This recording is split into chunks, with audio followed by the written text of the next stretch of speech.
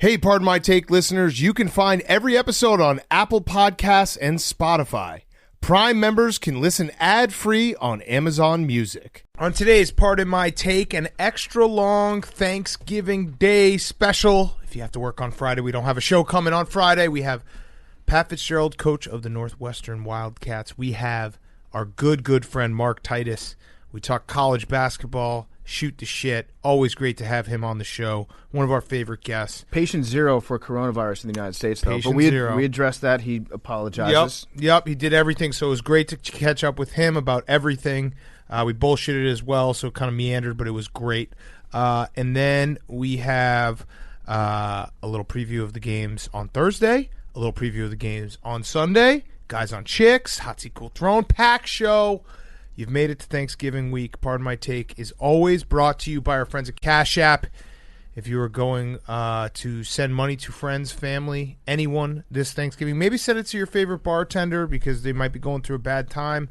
Cash App can hook you up because Cash App sets you up directly with your bank account, links up, use it, and you can buy stock with it. You can do everything with it. Everything you can do with Cash App. And like I said, if you want to give some money away to your favorite bartender, maybe tip them out. Be like, hey, great job this year. Thanksgiving. I'm thankful for you. Well, just do it with the $10 free we're giving you. When you download it, you get $10 free with code BARSTOOL.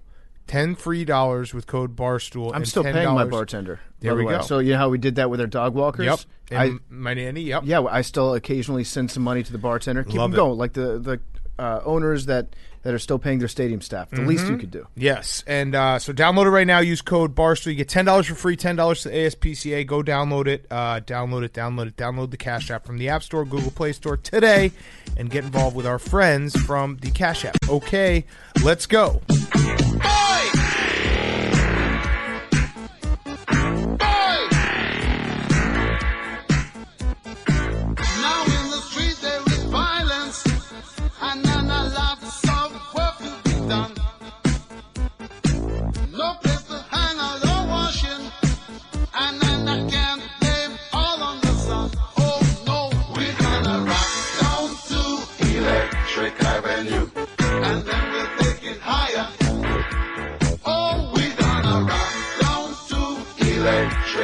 It's Pardon My Take, presented by Barstool Sports. Welcome to Pardon My Take, presented by the Cash App. Go download right now. Use code BARSTOOL. You get $10 for free, $10 to the ASPCA. Today is Wednesday, November 25th, and you have made it to Turkey Day week break. Congratulations. Congratulations, everyone. We made it. It's 2020 is almost over. It's holiday season. You can just forget about anything that you planned on doing in 2019. That's the greatest part about an office job is the weeks in between Thanksgiving and New Year's. Because you can just say, it's that time of year. No one's in the office. It's put on a sweater, eat a little too much, put on 10 pounds, get a little drunk all the time, watch college basketball all the time, bowl games. I don't even know if there is a bowl season. It's the best. This month, you can be socially a little buzzed pretty much at all times. Like maybe there's an hour on Monday where you should probably try to sober up. Yeah, just say you got the holiday spirit. Just full. I'm just full. I start from this week until January 1st, and really when I say January 1st, whenever the first Monday is, so like January 7th this year, I just stay full the whole time. Oh, it's eggnog season, just too. Full. I'm full. You know what it is? It's eggnog and seasonal food debate season. Mm-hmm. All right, so we got a big show for you. If you are listening and you have to work on Friday, we will tell you exactly when you can stop and save a little something for yourself Friday. But we have Pat Fitzgerald from Northwestern. We have our good friend Mark Titus. Awesome interview with him talking about college basketball. Before we do that, though, Monday Night Football, Tom Brady. Now we do this a lot with this show where we throw out half-baked ideas, half-baked theories, and we don't really believe them, but whatever. We just say them. I'm starting to believe the theory that Tom Brady cannot play after 8 p.m. at night. Mm-hmm. I really do think I've this been is believing true. And as the game goes on, he gets worse. That interception that he threw in the third quarter, was that the first one down the middle of the field? The one where he had one in the first half, I think. That's the one where Brian Greasy was like, and the issue on that was it looks like there was somebody that was standing by him, so his line of sight wasn't clean on it. Yeah. But they were the exact same interception twice in the same game, and they looked like Jameis Winston interceptions. This is also why, like, Tom Brady, he obviously is obsessed with football, maniacally so. But man, the Bucs are still like good. They're going to go to the playoffs. They're going to be fine-ish. I don't know if they'll get to the Super Bowl. It feels like they have a team full of names and not like a football team. You know what I mean? They have some great players, but as a cohesive football team, it just sometimes it's looked bad against really good opponents. But they've got the Corvettes on the outside. That's another thing that they kept saying was like they've got the athletes. There's no better trio of wide receivers in the NFL than Godwin, Mike Evans, and Antonio Brown. It just doesn't exist. Right. That's like a really good trio of guys. But there is a problem with Tom Brady, and you don't have to look very far. Like Coach Arians was kind of treating him with kid gloves after the game. He was saying like he was taking responsibility and saying that those picks weren't Tom Brady's fault. And it's like you want Bruce Arians to yell at you and call you a shithead. When he stops calling you a shithead, that's when it becomes an issue. I don't understand though why they're like Bruce Arians is a good coach. I'm not going to say great. He's a good coach.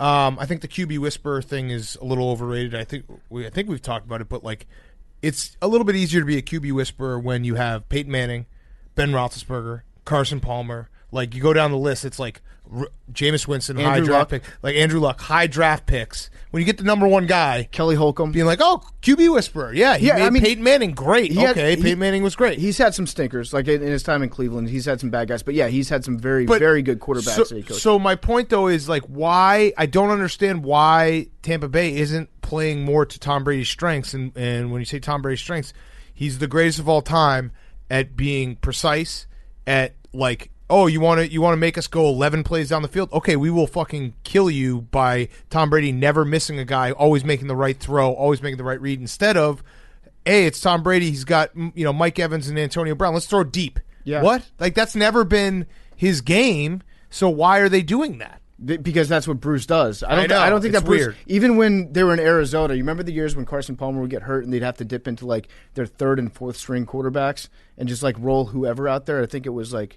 What was it? Drew Hinson went out there and started a couple games for him. Was the Virginia Tech guy? Shit. Oh, the tight end. Shit. Logan Thomas. Logan Thomas. There it is. Yeah. So, that's what Bruce Arians does. He doesn't really mold his playbook around whoever. He's just like, this is a perfect playbook, and if you can't complete these passes, then fuck you. So, I agree with you. I think that they probably should alter their playbook a little bit, but also I want to give credit to the Rams. I want to give credit to Jared Goff. Oh, yeah. They basically said, they're a good team. They basically said, like, we're going to take away, it's a good matchup for the Tampa Bay defense going up against the Rams offense because the Rams can run the ball. The Bucs can stop the run. I think they're like top 5 in the league.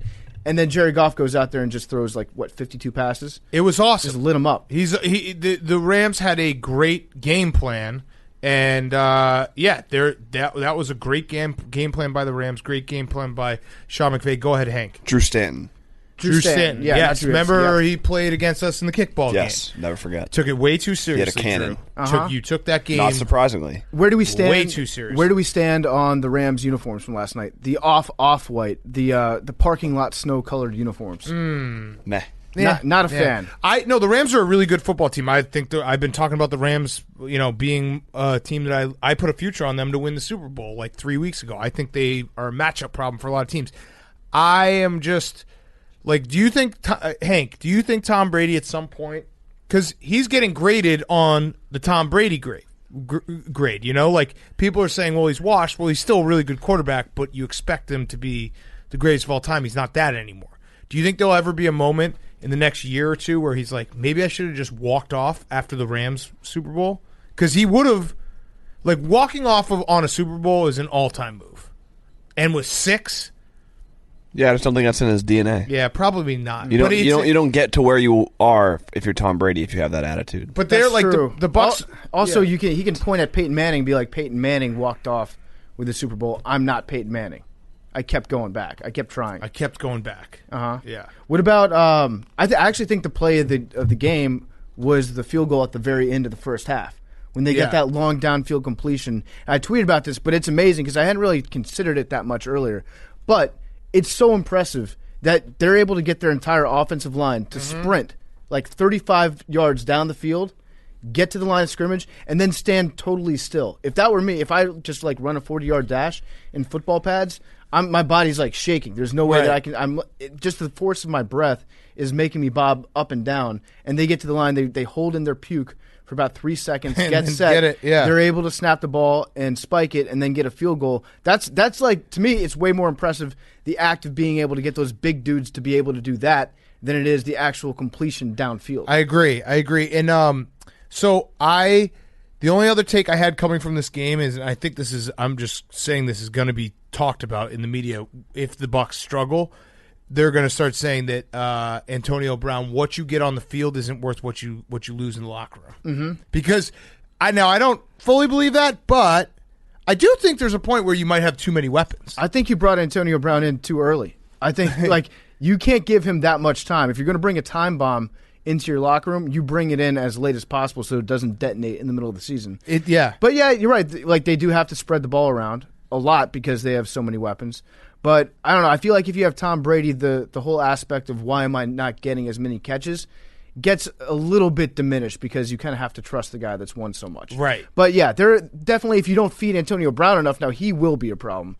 But I feel like Godwin and Evans and Gronk, those guys can manage if maybe their targets go down by like 10% or 20%. Right. I just want Scotty Miller to get back out there. Yeah, Scotty doesn't know. Love him. But what about JPP making plays? And shout out to Steve Levy for not talking about JPP's disintegrated hand every time that he makes an interception. You know he wants to very badly, and he's made a lot of them in like the last 3 weeks. When he tips a ball and he reaches up and you can see it's with the bad hand, and he gets one of the good fingers on it. Like, if that were me, I would probably be fired. One of them good fingers. You have to talk about the explosion at some point, right? Yes, the fireworks accident. Yes, you do. That was a big miss. How does he signal the start of the fourth quarter? I think his other hand or just the fist. Yeah. All right, so that was Monday Night Football. I don't really know. Yeah, I feel like the Bucs are a good team, but they are. You lost twice to the Saints. The Rams are the other team that you thought could match up well against them. Mm-hmm. You lost to them at home.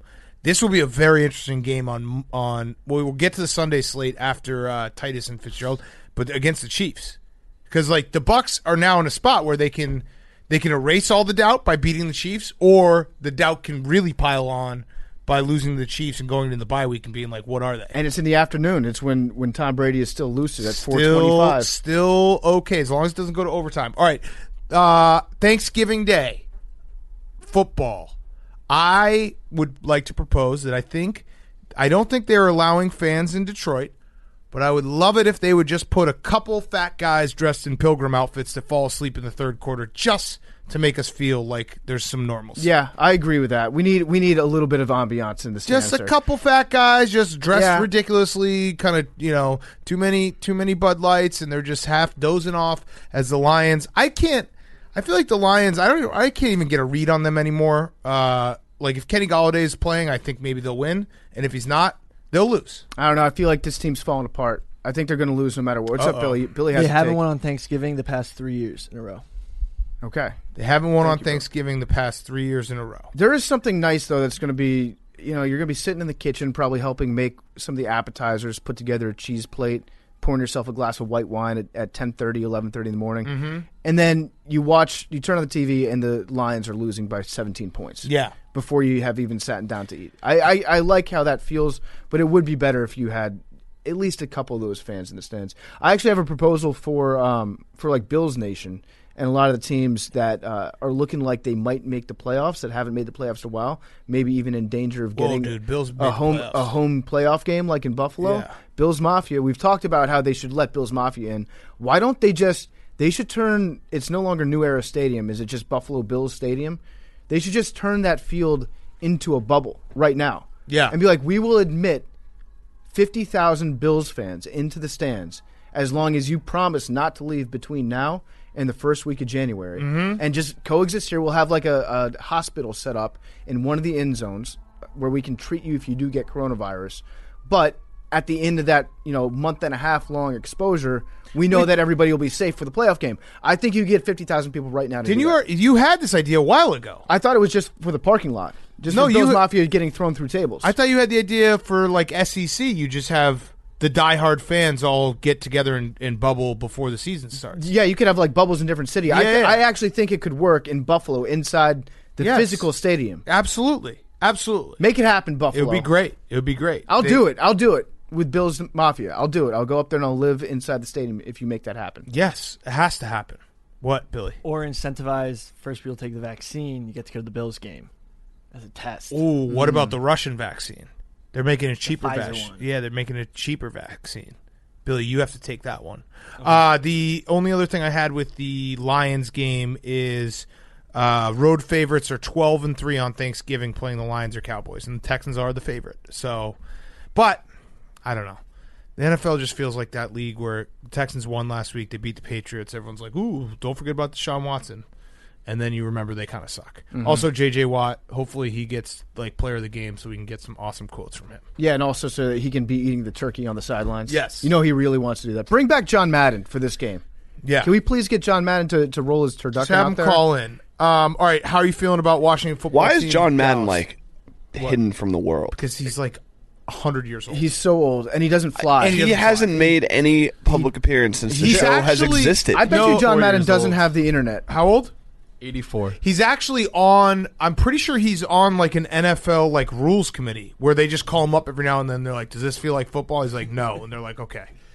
I swear. I'm pretty sure. Dude, find it, Jake. I'm pretty sure He is. Yeah. When they were like trying to redo pass interference. I Yeah, think he was they like, talked "Nah, to that him a doesn't little make bit. sense." Yeah, it doesn't make sense on TV. He's like the final boss of rules. I think he should be the commissioner. He should be the shadow commissioner right now. A football philosopher. Yeah, He is. But for the Washington football team on Thanksgiving, I have something good for you. okay. I have visualized this game. I have visualized all of America making fun of Andy Dalton in the fourth quarter on Twitter. Okay. All right. That's good enough for me. Doesn't it feel like that? That fits the Tony Doesn't Romo it mold. feel like that? I keep going back to the RG3 game in Dallas back in 2012 where he threw for like 350 yards and 4 touchdowns. Just embarrassed the Cowboys, pulled their pants down on national television. I am a little bit concerned about Mike McCarthy, who seems to have figured out the secret to coaching football in the NFL, which is to smash the shit out of watermelons with a sledgehammer. Dude. I don't know how it took him this long to just wake up one day and be like, oh, I've got it. I haven't brought the watermelons out yet. That, to me... It should be illegal that I lost my Survivor League on the Vikings. That's knowledge that I should have had beforehand because you can't smash... He knew that he had one watermelon to smash to get the most out of his team, and he was like, all right, let's go. It's such a bizarre time to pick this. Like, why are you doing that for the Vikings game? You should have done that 4 weeks ago. That should have been the Ben DiNucci challenge. I bet you they still made like Stephen Jones clean it up. oh, Jones yeah. was like, "Go he clean just that up." had his handkerchief like it was Go Jerry's clean glasses. that up. As of 2018, John Madden announced that he is doing what every retiree dreams of, removing every last obligation from his schedule. God, that's so awesome. But he had a great cameo on Little Giants. That's true. did. That was like 40 years ago. Emmett Smith. Yeah, he was Nice also Fox. also made a video game. Well, and He's his actually the video most game's gone to successful shit. video game programmer in world history. Yeah, it's true. Him and Mr. Nintendo. Yeah. But He coded that himself, the first one. I keep going back and forth because every time I get a little bit of confidence in my Washington football team, that's when they break my heart. I'm starting to get optimism, and they're going to – I don't want to say it, but it feels like my heart's about to get broken again. But Andy Dalton that getting being made said, fun of. Washington by 7. Yeah, Andy Dalton getting made fun of. All right, and then last Steelers. What a story Ravens. that would be. Alex Smith winning a game on Thanksgiving in Dude. front of the world. Andy Dalton's going to get made fun of on Thanksgiving Day. I predict the winner of this game wins the NFC Beast. Oh, you still got the Giants, the goodish Giants. They're going to beat the Bengals this week, so now they're going to be. I'm not they so were right sure. there. Not so sure. Ryan Finley, Not so fast, my dude, friend. come on. The Ryan jerseys Finley, are sweet. Ryan Finley, nice guy, really nice guy. No, Ravens, Steelers. The Ravens got the Coco. The Steelers don't. The Steelers are going to kill them. Yeah. We thought the Ravens had On- a chance, on Monday- but now it's no. On Monday, this was a back against the wall game. Just please don't Now cancel it's- this game. Stand up against the wall so we can shoot you. Please don't cancel this game. I think it's going to be played because it's on. So none of these games are on the same network. You got CBS, Fox, and NBC. So one of these networks is going to bitch and moan if a game gets canceled and moved around. And that's really ultimately what Roger Goodell cares about, is making sure that the networks are happy and all that stuff, all their partners are happy. So I think they're going to end up playing the game. I don't know who the Ravens are going to have playing running back besides Gus. Gus Bus. Maybe RG3. Maybe run like a dual Wildcat type situation at some point during this game. Mm-hmm. But with all the Coco drama, I don't know. Justice Hill. There we go. Justice Hill. That's right. That's Mount Sinai. Justice Hill's kind of a name that he could do something just based on a name. That feels like a name that you're like, Oklahoma Justice State. Hill. Yeah, he was Fourth round pick. He was a really good college running back. Yeah, Justice Hill, baby. Justice Hill. You were talking about the Steelers. I know we'll get into scenarios and tiebreakers a little later, but yes, they can clinch playoff spot today. The Steelers win, Vegas and Miami loss. Let's go. Okay. I got the Steelers 55-1 to win the Super Bowl. There you go. Need it. Yeah. Bonus Love news it. back of the week. I forgot to mention this on Monday. The ESPN playoff machine is back. So I've spent a conservatively 15 hours messing around with different playoff scenarios. And let me tell you, It's ready to go. the football team's making the playoffs 15% of the time. All right, let's do Hot Seat Cool Throne. Then we're going to get Pat Fitzgerald, Mark Titus. Then we'll do the rest of the Sunday slate on the other side of that for people who have to work on Friday. Hot Seat Cool Throne is brought to you by Bud Light Seltzer on the Cool Throne. Our ugly sweaters, specifically the sweaters we collabed with Bud Light Seltzer on, available now in the Barstool shop. PFT's wearing one. Who we got? Me, you, Tim Woods. Tim Woods is on here. Blake Griffin. Greg Kittle, and Coach O, and Hank. That'd be awesome if Tim Woods was like cease and desist my likeness. He's looking awesome in that. He does look sweet. He's got a big ass sword. Yes. Big scarf. So speaking of ugly sweaters, Bud Light Seltzer has released a limited edition ugly sweater holiday variety pack, available for a limited time with delicious peppermint patty, apple crisp, ginger snap, and classic cranberry. They sent some to the office. We've been drinking them. They're delicious. My favorite is, well, I go back and forth. I like peppermint patty, apple crisp, though. I've been on a big apple kick recently. Something about the fall. We'll be drinking them on Barstool Cyber Monday. Telethon presented by Bud Light Seltzer, so tune into that. As always, get your Bud Light and Bud Light Seltzer delivered at budlight.com/delivery. Hot Seat Cool Throne brought to you by Bud Light Seltzer. Thank you, Bud Light Seltzer. Hank. My hot seat is the boys on the green couch to my right. That would be Billy and Jake Marsh. Billy, a listener, sent us a video That's of fake news. Billy You're fake news. He fell for a using the deepfake. same fact twice.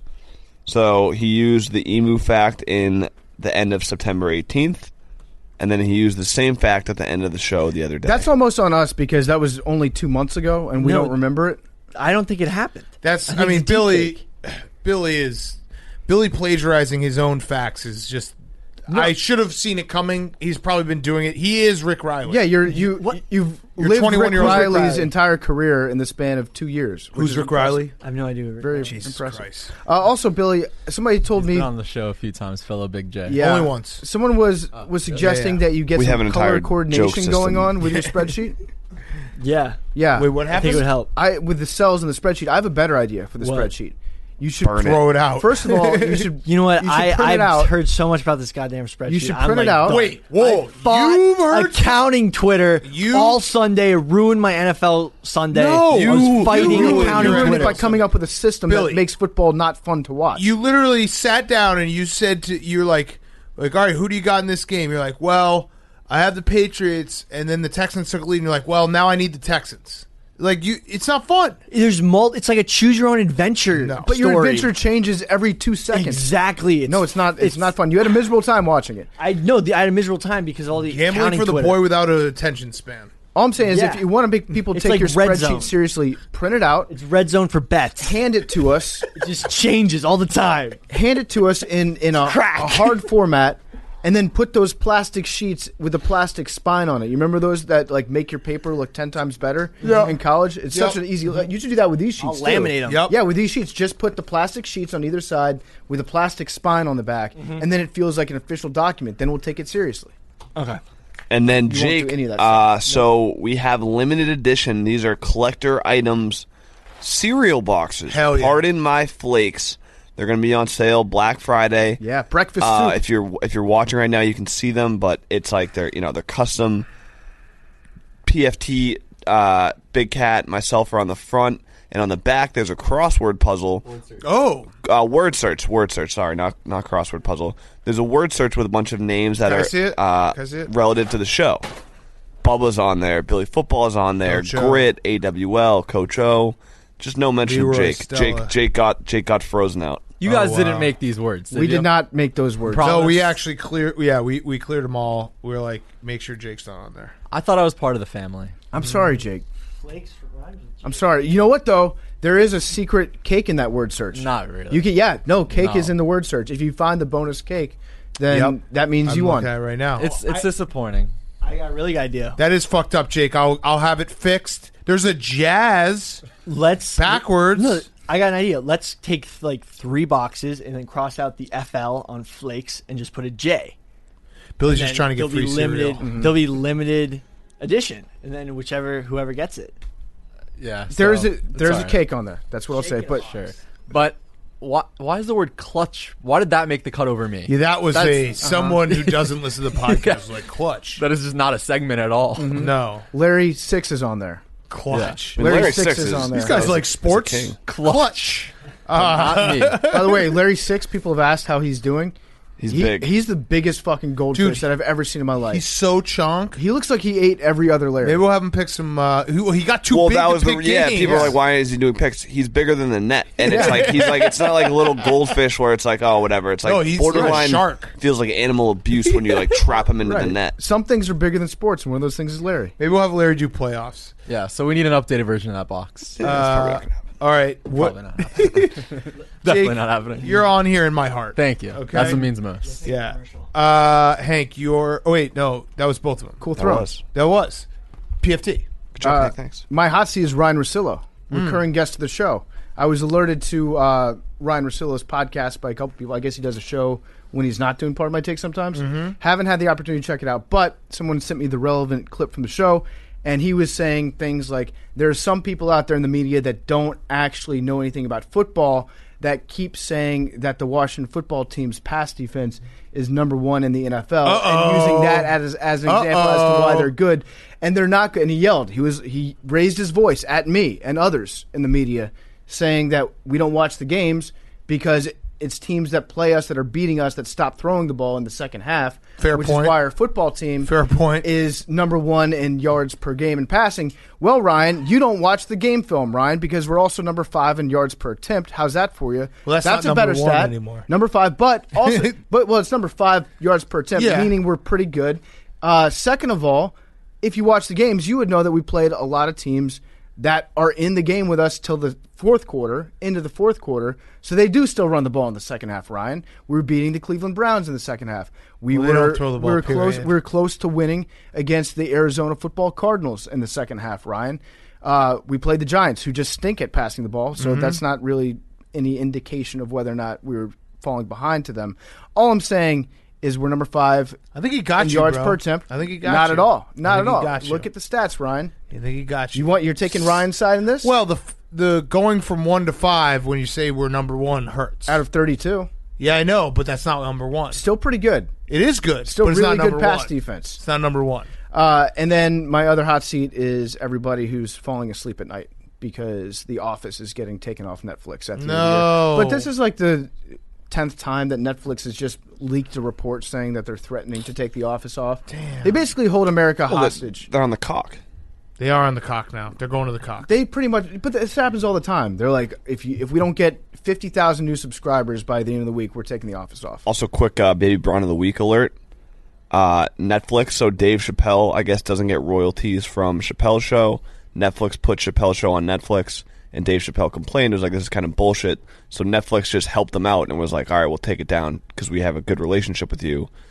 And so Dave Chappelle thanked them. LeBron James, Baby Braun of the Week, is Netflix. He tweeted, major shout out and salute to Netflix for looking out and being loyal to my dear friend Dave Chappelle. Means a lot. Wow, Baby Braun. So Huge Baby Braun Netflix update. is the Baby Braun of the Week. My cool throne is cornucopias on score bugs.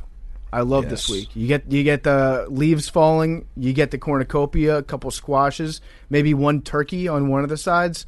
This is the start of festive score bug weather while you're watching football. I liked when Fox did the Christmas lights for the timeouts. Yeah, that was really That was nice too. nice. Yeah. Embrace debate. What's your favorite updated score bug? Is it the Halloween one that has a pumpkin, the turkey cornucopia one, the Christmas lights, or the one that's just plain snow for New Year's? I like the Christmas lights. Something about them. Christmas lights is nice. Yeah, I do like the cornucopia though. I love those. I love that as well. And the leaves. I think Fox does the falling leaves. Yeah, they do falling leaves. I like that. Yeah. That's my favorite.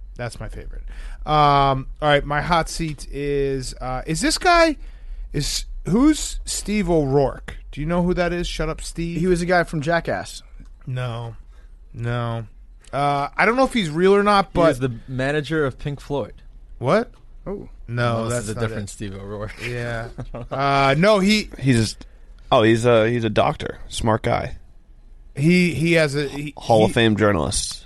Peyton Manning's on the hot seat for Steve O'Rourke because he just had an all-time take quake this afternoon. Peyton Manning will get into the Hall of Fame, but he's not a Hall of Fame quarterback. By my reckoning, you have to be indisputably the best player at your position for an extended period of time, and there was almost always someone better his entire career. Speaker of truth. What is that? I'm trying to find this Spot the guy's lie. take. Where do you His find name- this guy? I don't know. I got retweeted in my time. Shut up, Steve is his name. So, and then my cool throne is Dan Herron because Bill James Online, who's got a very strange follow, does random Hall of Fame polls, and he put out Roger Clemens versus Dan Herron, and Dan Herron won the poll. Wow. I might have retweeted it, but we do need Billy. What? We need the PowerPoint for Dan Herron's Hall of Fame because he's actually up for the Hall of Fame this year. To present to them? Yeah, Yeah. so throw out your stupid fucking betting spreadsheets that make no sense and make us spreadsheets for Dan Herron. Okay. Dan Herron is a Hall of Fame pitcher. Prove me wrong. Okay. Verbal meme. Billy Football. I'll ask sitting Mike at the cup. Bike. What? Mike the Bike's from You're Dan definitely Harris. I know, Do but what? you're definitely going to unload this on someone else. No, I'm not going to Billy's get Mike the Bike. Billy- Really good We Good have navigator. numbers guys here now. I- You have the ability. Like, I actually want a compelling argument. Okay. Right. Done. Mike- Look at me. Jason. I bet you he's got more National League wins than Roger Clemens does. He's got the lowest ERA in the World we'll Series figure of it all out. time. There you go. Boom. That's one of them. Also, Got you never used started. steroids. Boom. Probably. If he did, they were really bad steroids because he threw like 89 miles per hour. Yeah. Terrible. All right. Billy, you have a hot seat, cool tour? My hot seat, Normie. Uh-oh. We don't. Yeah. I don't talk He's about kind of it. old news. There's a new Norman Oh. with a Bigger notable. cock? Yeah. So Greg Norman's innocent dog photo has an X-rated twist. What? As a Norman, yeah. Is this So one of Norm- those? Oh, wow. So, Yeah. yeah, Let me see. yeah. He's I wasn't sure who Greg Norman was. Turns out he's an old Oh my golfer. Now he's God. not Jesus feeling Christ. good. Yeah. So Great white cock. Yeah. So He's got a hammer. Normie's just Uh-huh. canceled. I still think Where's Norman's his not hammer? the I don't most see it. What? It's in his pants. The outline in his pants. Oh, Look at I the was looking ground for and the look dog up. cock. Yeah, Yeah. Normie's. I was looking just- for a dog yeah. cock. Anyway, Got it. Dude, he's ripped. Normie's canceled. Damn. Norman's not I feel canceled. like everybody in Australia over the age of 60 still has abs. Tony Meatballs among 15 mobsters busted in Philadelphia. I mean, that's if your name's Tony Meatballs, like, go to jail. Who cares? You already won life. That press release was pretty funny. It was like, among others, Tony Meatballs and Joey Electric are going to prison. And Tony it's like- Meatballs.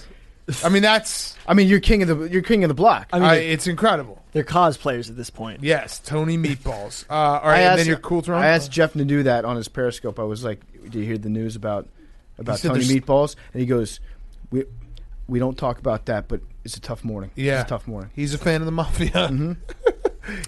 Bleep out his name, Hank. My The Duke to do. cool Duh. throne is mashed potato gravy volcanoes. Huh? Mashed potato gravy volcanoes. What? You're gonna do that? It's yeah. I love doing that. That's Oh. like the highlight of my Thanksgiving. I knew my other cool throne. I feel like the one food that always gets bashed on the Thanksgiving table is cranberry sauce. Yeah, I'm not a fan. I like it. Yeah, I'm gonna say that it's fucking. I eat it once a year. It's a nice little like. You know what? It's a lubricant for all the food. it also destroys urinary tract infections, which is nice. Right. But I'd rather have a dirty dick than eat that shit. So you're gonna do a mashed potato volcano? Yeah, it's the best way to have the gravy in one place. Then you dip your turkey into it. What? Are You guys don't do that? I'm with it. I'm are you so talking about? Are you guys confused. kidding? Are You've you never heard building of it yourself? Yeah, you On get your your mashed plate. potatoes. So you're playing with you your make food. it. No. It's actually saving the gravy. You make it into a bowl. Mashed potato volcano. It's like a lagoon of gravy. Okay. Then the gravy doesn't get wasted on the plate, and then you can dip your turkey into it like a sauce. And You then know at the what, end, Billy? you mix it up with the mash. Yeah, I've never done that, and I'm going to do that. That is genius, Dude. Billy, Good mashed job. potato gravy volcano. You said it so fast, I didn't know what the fuck you were talking Yeah, about. I know. I think that it's a pretty normal thing, but I've never done it. I've never heard it called. I've never done it. Mashed potato turkey. Billy, I'm in well, it. then, yeah. Billy, mashed I'll potato send you a gravy picture. volcano. I'll send you a picture. Perfect. Of it. Thank you, Billy. I'm going to make a huge one. That is actually a genius thing. Thank you. So you guys do cranberry or no? No, it's for candy asses. Oh, Yep. wow. Agreed. Okay, well, guess what? You benched 285, dude. That was good, Billy. That was a pretty good clap. Oh, breaking news. Uh-oh. What? No. What? What, Hank? Mitch? No. Sure, I'll let Jake report Bears? it. Breaking: Minnesota at Badgers is a no-go. Fuck! Oh, they're disqualified. Who? Well, I mean, we were disqualified when we lost. to Recurring guest Northwestern. Tom Fornelli retweeted it. What? Who Probably was check it? it. Doesn't know what he's talking Was about. it? Was Coach- it Minnesota Coach or Rikus. Wisconsin? Wisconsin football and basketball beat writer. No, but is it whose fault? Oh, Who can I don't know. I just do I seen have that to go. get? I'm basically asking, do I have to get in the front lines and be like, "Hey guys, don't COVID shame. It's a pandemic," or do I have to be like, "Minnesota, you fucking scumbags, how could you do this?" I don't know. See how that works? it's That's actually- just how my brain's working. It's Minnesota. I think Minnesota's All right, totally good. shut So down. scumbags. I'm going scumbag route. Got it. Done. While Big Cat looks that up, I have a bonus cool thrown. Fuck, man! I wanted recurring- to Let's kick go. the shit out of Minnesota. Recurring Blake of the Year, Blake Griffin, is on the cool throne because he just got a new teammate named Anthony Lamb out of the University of Vermont. So he's got Okay. a greatest teammate ever. All right, so Pistons winning the Yeah, he championship just this year. signed. Yep. Okay, done. Detroit. I really wanted to skull fuck the Gophers. They suck. They suck. Damn it, man. Fuck coronavirus, man. I just want to say that. Oh, also, yeah, you know what? Quick side Firefest. Quick Change died today. Quick Change. He died. Oh yeah, that was tough. He died. He's dead because of coronavirus. The quick change guy. Quick He Change was guy. like- The he- halftime, It's he and like his wife him, would go out and Red they would Panda. Those were like the two. They would fucking. He'd have the curtain, and she'd be like in 7 different dresses. And he'd be like, "How the hell did this happen? Quick Change." He was the unsung hero of that because I think a lot of times the lady that's doing the changing His wife. gets more of the credit for it, but you could tell that he was the real brains behind the operation. I got a funny story I'll tell you guys off air about Quick Change. One time he dropped it and she came out nude. No, I can't say it, but R.I.P. Quick Change, especially on the day he died. I love Quick Change. Forever love. It's not about Quick Change, the story. I love Quick Change. Forever love Quick Change. Quick Change. Fuck, man. It just sucks. Everything sucks. All right, let's do Pat Fitzgerald, Coach Pat Fitzgerald, and then we will get to our good friend Mark Titus talk college basketball and catch up with him about everything. Before we get to Pat Fitzgerald, though, it is Thanksgiving week, usually the biggest travel day of the year on Wednesday. A lot of people will be staying close to home, though, this year, but we'll still be enjoying one tradition at both of our homes, PFT, football and Elijah Craig bourbon. I love Elijah Craig. I Yep. make no secret about my love of Elijah Craig. I had a big glass of barrel-proof Elijah Craig last night instead of my traditional Monday Night Football beer, which can turn into an overtime bonus beer. I'm just going straight for the bourbon now. Let's paint a little picture here for the people at home. You're sitting on your couch. It is Thanksgiving. Maybe it's Wednesday night. You're watching a little college basketball. You're getting ready for Thanksgiving. You can't go out because we're in a pandemic. Guess what you can do? Pop open a little Elijah Craig. You sit on that couch. Maybe have a little crackers and cheese. You're getting ready. Maybe it's Thanksgiving. You're drinking a little Elijah Craig. You're feeling good. That warm taste on a November evening. Oh, there's nothing better than having a little bourbon once the weather turns cold. So Elijah Craig, every bottle of their award-winning small batch carries a signature warm spice and subtle smoke flavor. It's exceptionally smooth, rich, and well-balanced. It makes a great old-fashioned cocktail. What you're doing I'm Manhattans? doing Manhattans. Yep. Mix it with PFT's a little. doing Manhattans. mix I it- love old-fashions.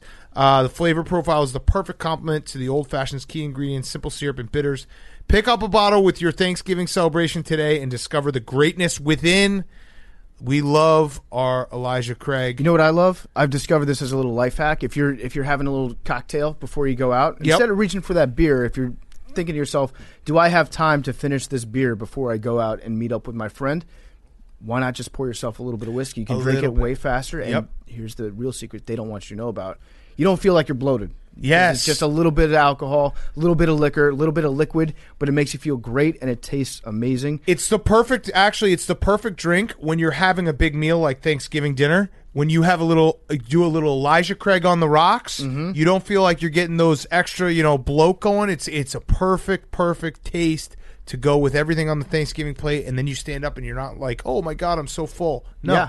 And Elijah then Craig, baby. after dinner's over, you just go straight Elijah Craig neat into a glass. Delicious way to cap off your Thanksgiving dinner. Love it. All Love right. Elijah Craig. Love Elijah Craig. Part of my take is brought to you by Elijah Craig, Kentucky Straight Bourbon Whiskey, Bardstown, Kentucky, 47% alcohol by volume. Elijah Craig reminds you to think wisely, drink wisely. Elijah Craig. Thank you so much to Elijah Craig. All right, here he is, Coach Pat Fitzgerald. All right, we now welcome on very special guest, friend of the program, recurring guest. It is Coach Pat Fitzgerald off of a, decent win. Program-defining win. Wisconsin had their top 3 receivers out, announced right before the game. The refs also were Northwestern grads, but a good win nonetheless. No, I'm serious. It is Pat Fitzgerald, great coach. We wanted Coach on.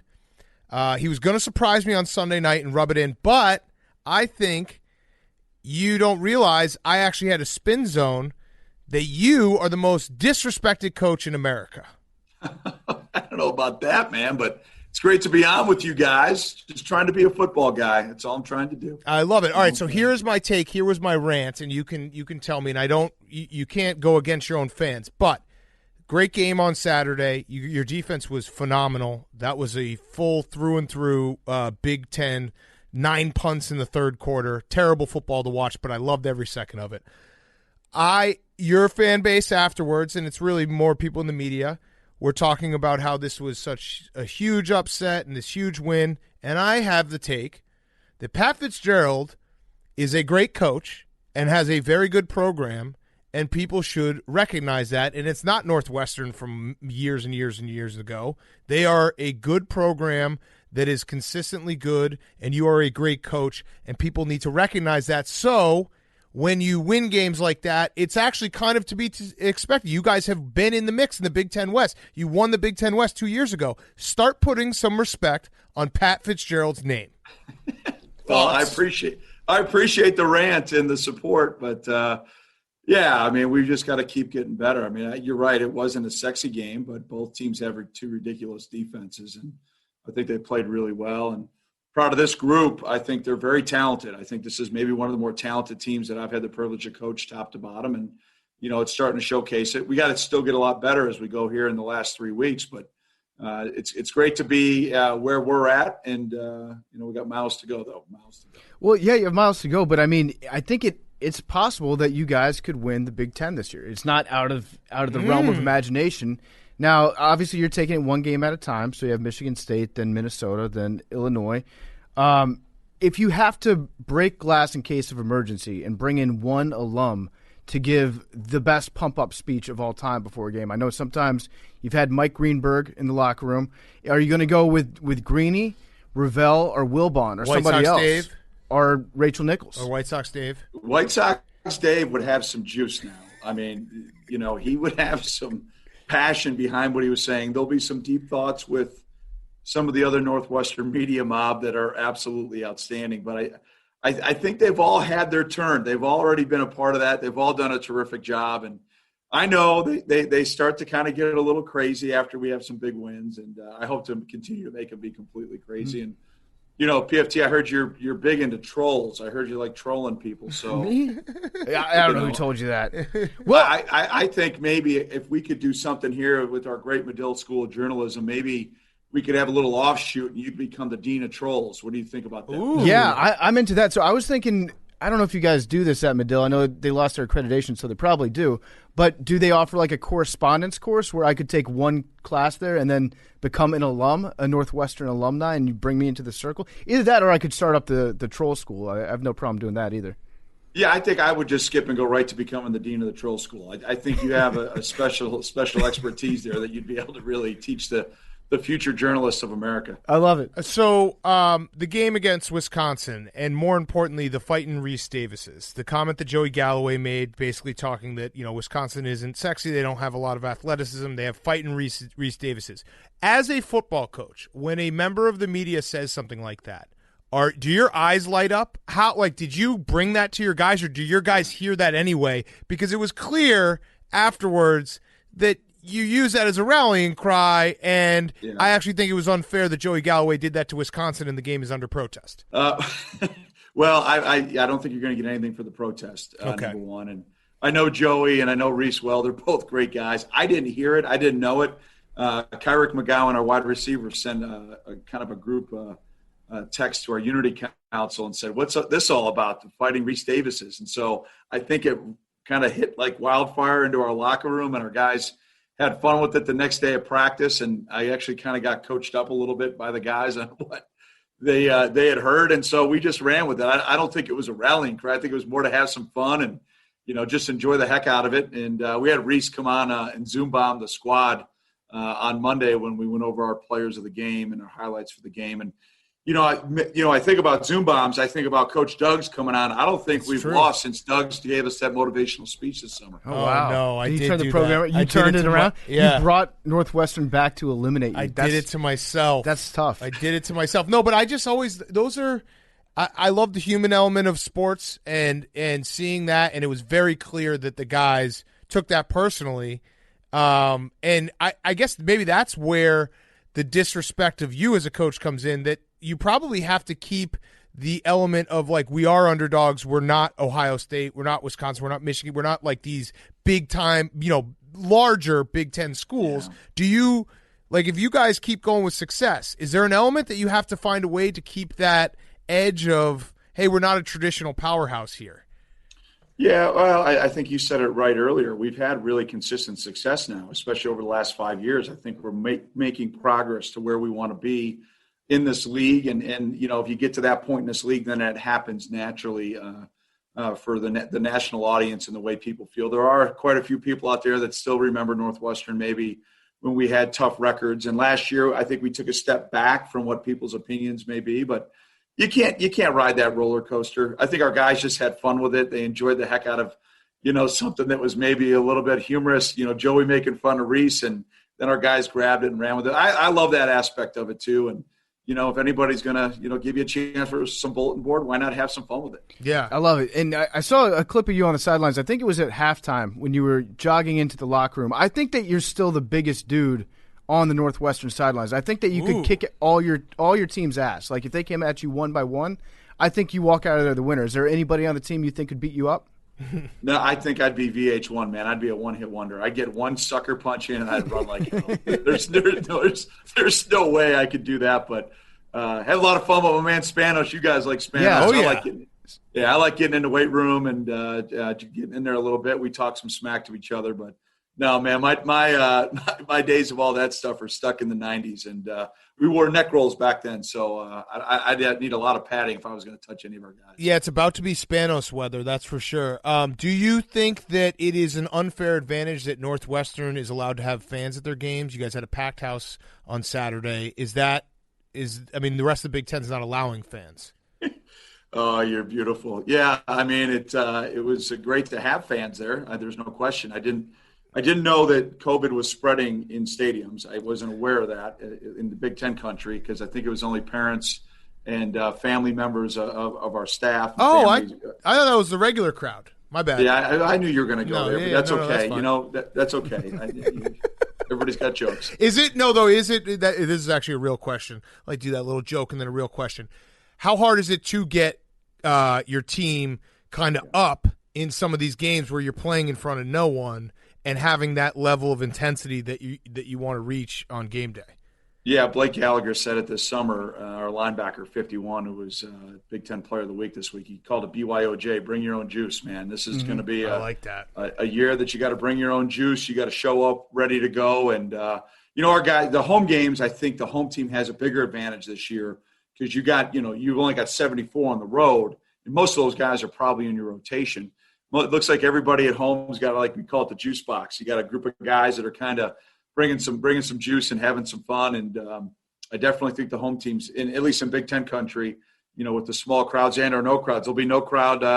We were told no family, no friends at Michigan State. Same thing at Minnesota next week. So that makes it challenging. I know it's been a sellout at Camp Randall this year of nobody too, right? Mm-hmm. That's actually interesting. I didn't even think about that. That like the home when you have how many guys can you have on the sideline? Like it's like 100. Just depends on what your roster cap is. So Yeah. you can have as many as you have in your roster. So that would help because you have a bunch of guys, kind of hype men that are there. Yeah. That the other side doesn't have. And little loophole. Just give some more walkouts. Yeah. Walk-ons. Just like bring as many people as possible into the tent so that you can have more people in the stands. yes. Well, Big Cat, that could be another reason why we won last week. Yeah, no, listen, you guys were the better team. I'm a Pat Fitzgerald guy. I said it on Sunday. I think you're disrespected. You're one of the best coaches out there. You got your team playing great football. What do you think about when you look around college football? It is interesting. You see, like Mississippi State, for example, they dressed 49 guys going to Georgia, and they played really well.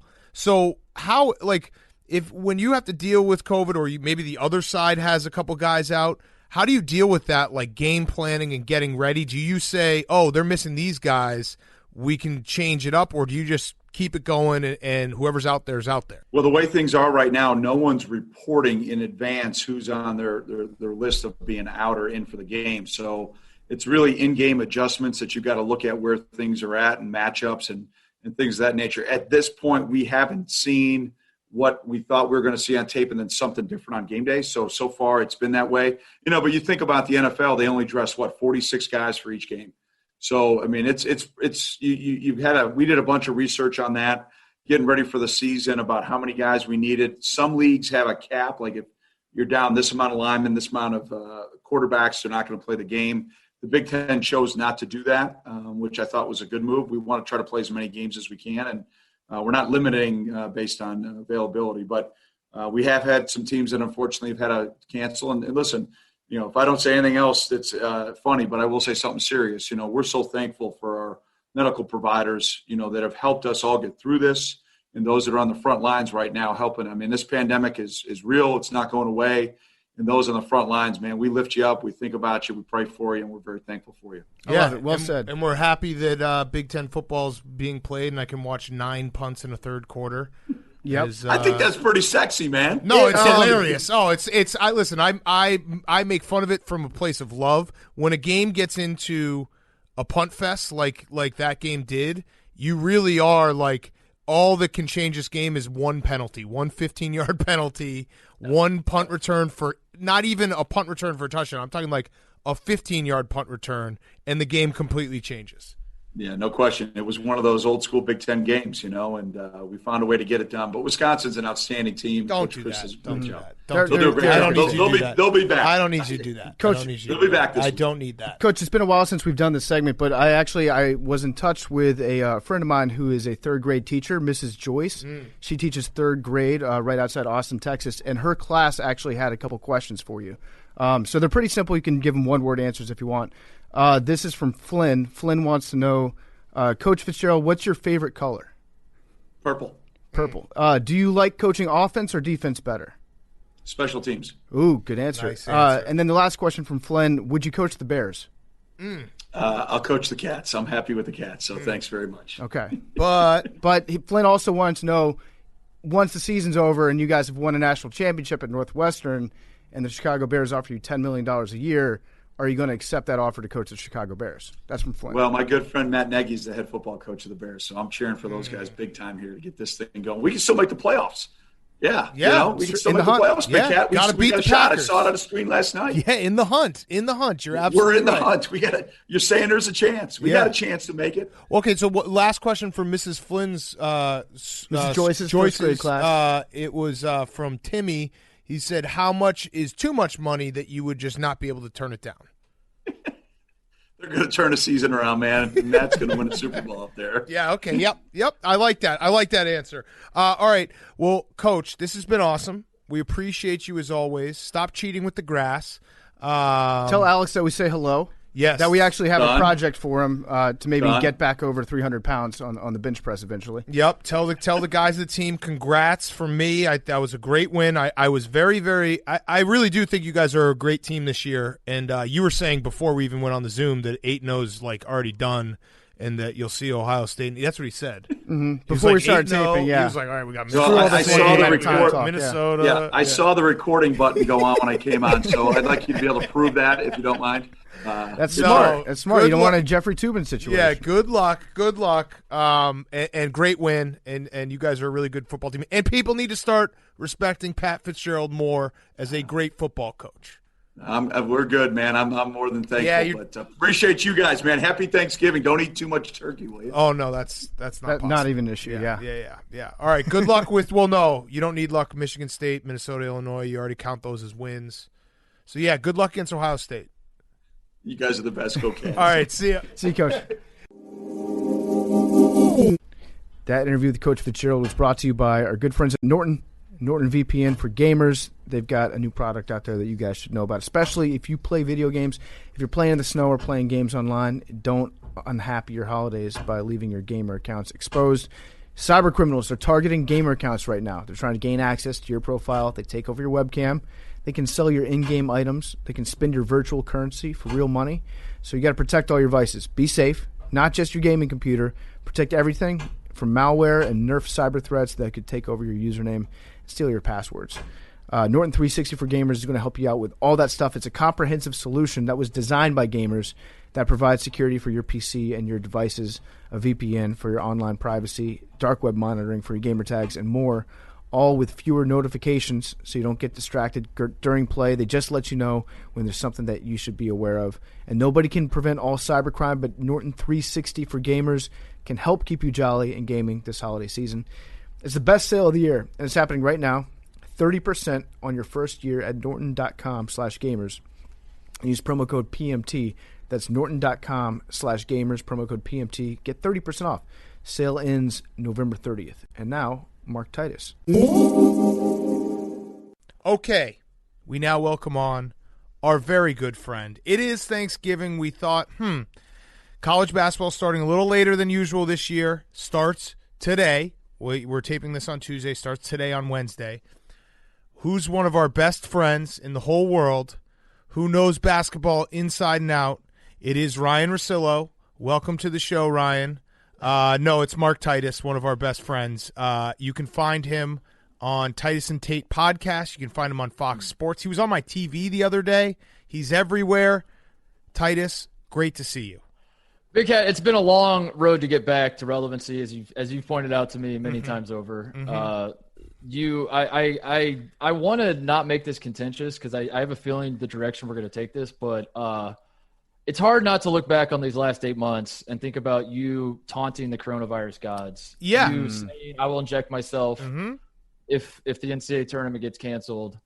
And I just felt like it was too much. And honestly, like I'm a little bitter about it because when we look back on the road that we just traveled, college basketball is really the only sport that sacrificed anything. And we're the only sport that had the tournament canceled. No one else did. The NBA pretended they sacrificed, but then they spent so much time patting themselves on the back for coming up with the bubble that it really wasn't a sacrifice in the end. So, but whatever. It's a good point. It's a good point. We're here. That was a regretful comment. We were just laughing beforehand. PFT would say that he didn't respect coronavirus. I said it was overrated and a fraud, and it couldn't win on the road. Yeah, we called you a pussy for not flying out to the Big East championship. And then we find out it's like actually a big deal, and you guys just shrug your shoulders and go, I guess we were wrong. Meanwhile, me and Rothstein are crying in the corner, like, when are we is our livelihood over now? Yeah, it was a little dicey for all. But I guess if you look back on it, there's a silver lining. It looks like you really decked out your home office there. How long did that take you to hang up all those pictures in perfect level with, like, did you have to go through it with a tape measure? Shout out to Mrs. Poisel, my 8th grade geometry teacher who there we go. Shout out. Taught me all the angles and everything like that. And listen, we're not going to get contentious, so this is the last I'll say. But what you just said is true. 250,000 Americans dead, but the real loser here is Mark Titus because the tournament got canceled. Coach K also. And Coach K. So, that's what you're saying, just to sum up your point, right? Yeah. Okay. Yeah. That's exactly what I'm saying. Got it. I see the future, and in the future, I've said this to you both already. We fast forward to February. All you football people spend all winter coughing on each other and making this all worse.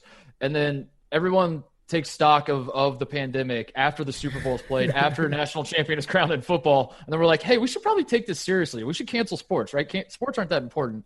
And then we go through it again, and college basketball is again the only sport that gets that's my fear. That's what I'm worried. I take offense to that. I truly love college basketball. It is my favorite sport to gamble on. This feast week doesn't feel like feast week because I'm not watching, Chaminade play Kansas at noon in Hawaii right now. So it's my favorite week. I'm excited that we'll at least get back. Mm-hmm. Kansas, you know what? Let's start there. Kansas-Gonzaga on Thanksgiving Day. Will this be the year that Gonzaga finally gets to a Final Four? I think it might be. Gonzaga's going to be really good. I really do. I didn't love Gonzaga last year. They had a decent team, but I really do like Gonzaga's team this year. They got a classic situation that I love in college basketball, which is trying to figure out who the best player on the team is. And this can only happen in college sports. Like in the NBA, it's pretty obvious, like the guys, I guess like the era of super teams, they argue over like is LeBron or AD better. But for the most part, like you kind of know. AD. But in college, they make arguments about like that guy's not the most talented, but he is the heart and soul, therefore he's the best. And then it's like, well, that guy's going to be the best draft pick, so he's the best. And then it's like, well, this guy – the whole offense runs through him, so he's the best. That's Gonzaga this year. They have like 4 guys who are the best player, and I love that because, you get these situations that you only get with college sports where you pretend like the guy who's like not that talented is actually the best player just because he dies on the floor. In the case of Florida State last year, actually their 6th best player ended up being the 4th best player overall. Right. Yeah. But Mark Few is a great coach. And what you just described, I think it is interesting when it happens in college basketball. I would assume they'll still be okay because unlike when Duke has this problem and Coach K just says, okay, everyone just take turns playing one-on-one basketball and we'll hope it works, this will actually still work for Gonzaga, correct? This will actually still this is like a good problem. This is like, Duke we're too good and Coach K loses and the press conference is – and Kentucky does this too. Cal does this more than K does, but you almost complain about how you're too good. You have too much talent. You have too much. It's like these kids, it's hard to get through to them. They're so talented. I just don't know. There's only one ball. I can't really figure it out. That's not really Gonzaga's problem. Gonzaga is in a good – Gonzaga's more like the Villanova teams that won national titles in that regard, where it's like, is Jalen Brunson or Mikal Bridges the best player on the team? And then we argue Omari about Spellman. Like Omari Spellman, Or is it Dante DiVincenzo off the bench? Yeah. That's like Gonzaga feel this year. What was the team, the Duke team with Luke Kennard, when that was literally, they had 4 guys who all went, and it was the worst basketball ever to watch play. That was Brandon Ingram. That was Grayson Allen, Luke Kennard. I forget who the big guy was that year. And it might have been Wendell Carter. It might have been, it might have been. And they just were like, we're all going to take turns and drive to the hoop. Yeah, the Zion team did that a little bit too with Barrett and Cam Reddish was the number 3 recruit in the country, and he goes anywhere else other than Duke, and he's averaging 20 a game. Mm-hmm. And he goes to Duke, and he's like, "Am I allowed to shoot? I should shoot now." All right. Are we overdue on a Gonzaga cheating scandal? I feel like they've really skated on the radar as the program has become. They haven't been really the plucky underdog for the last 10 years. Something fishy is going on in the Pacific Northwest. John Stockton I feel like paying everyone. It might be. It might be Stockton. Who knows? It could be like, I don't know. There's some perks in what's his name's underground apocalypse bunker, Adam Morrison. I don't know what's going on, but like they're so far away from the East Coast media elites, the real journalists, that I feel like it's easier to get away with cheating on the West Coast. Here's what it is, PFT, and I like where your head's at. Gonzaga recruits all the international guys, and I think what they're doing is they are doing a money conversion, and then they pay them in loonies or whatever it is the Canadians. Are they actually loading up on a lot of Canadian talent? And I think when you do the conversions, it gets lost. Like the FBI can't track that. They clear the trail. Like every other school is paying in dollar bills and cash, and you see the cash, you see the ATM transactions. You're like, that's illegal.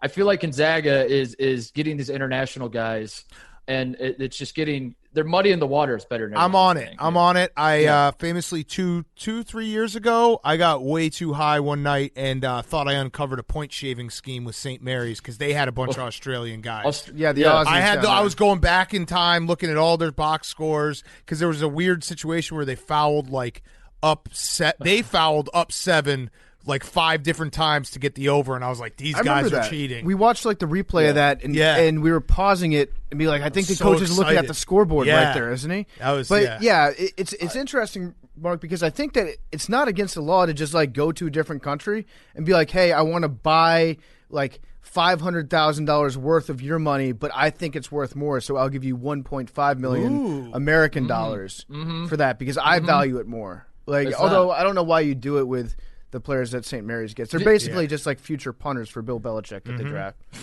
The real galaxy brain move is Bitcoin, and I don't understand why college basketball programs haven't tapped into this. I just feel like when we have a resurgence in Ivy League basketball, Ivy League has taken the year off, and that scares me because I think they're going to spend the year scheming. They're going to come up with something. They're going to come back in a big way, and I'm worried it's going to be Bitcoin. They're going to find a way to pay players using Bitcoin. It's untraceable. What about, that's all I really know about Bitcoin. I like this. I like where you got us started. What about Cash App, the official app of recruiting violations? Yeah. Can we say that? That would be cool. They're a great sponsor. Yes, that would be very cool. All right, so Gonzaga, Kansas on Thursday is going to be awesome. You want to do Big Ten? You want to talk a little Big Ten? Because the Big Ten's loaded. It is truly loaded. Absolutely. All 5 starters returning for Iowa.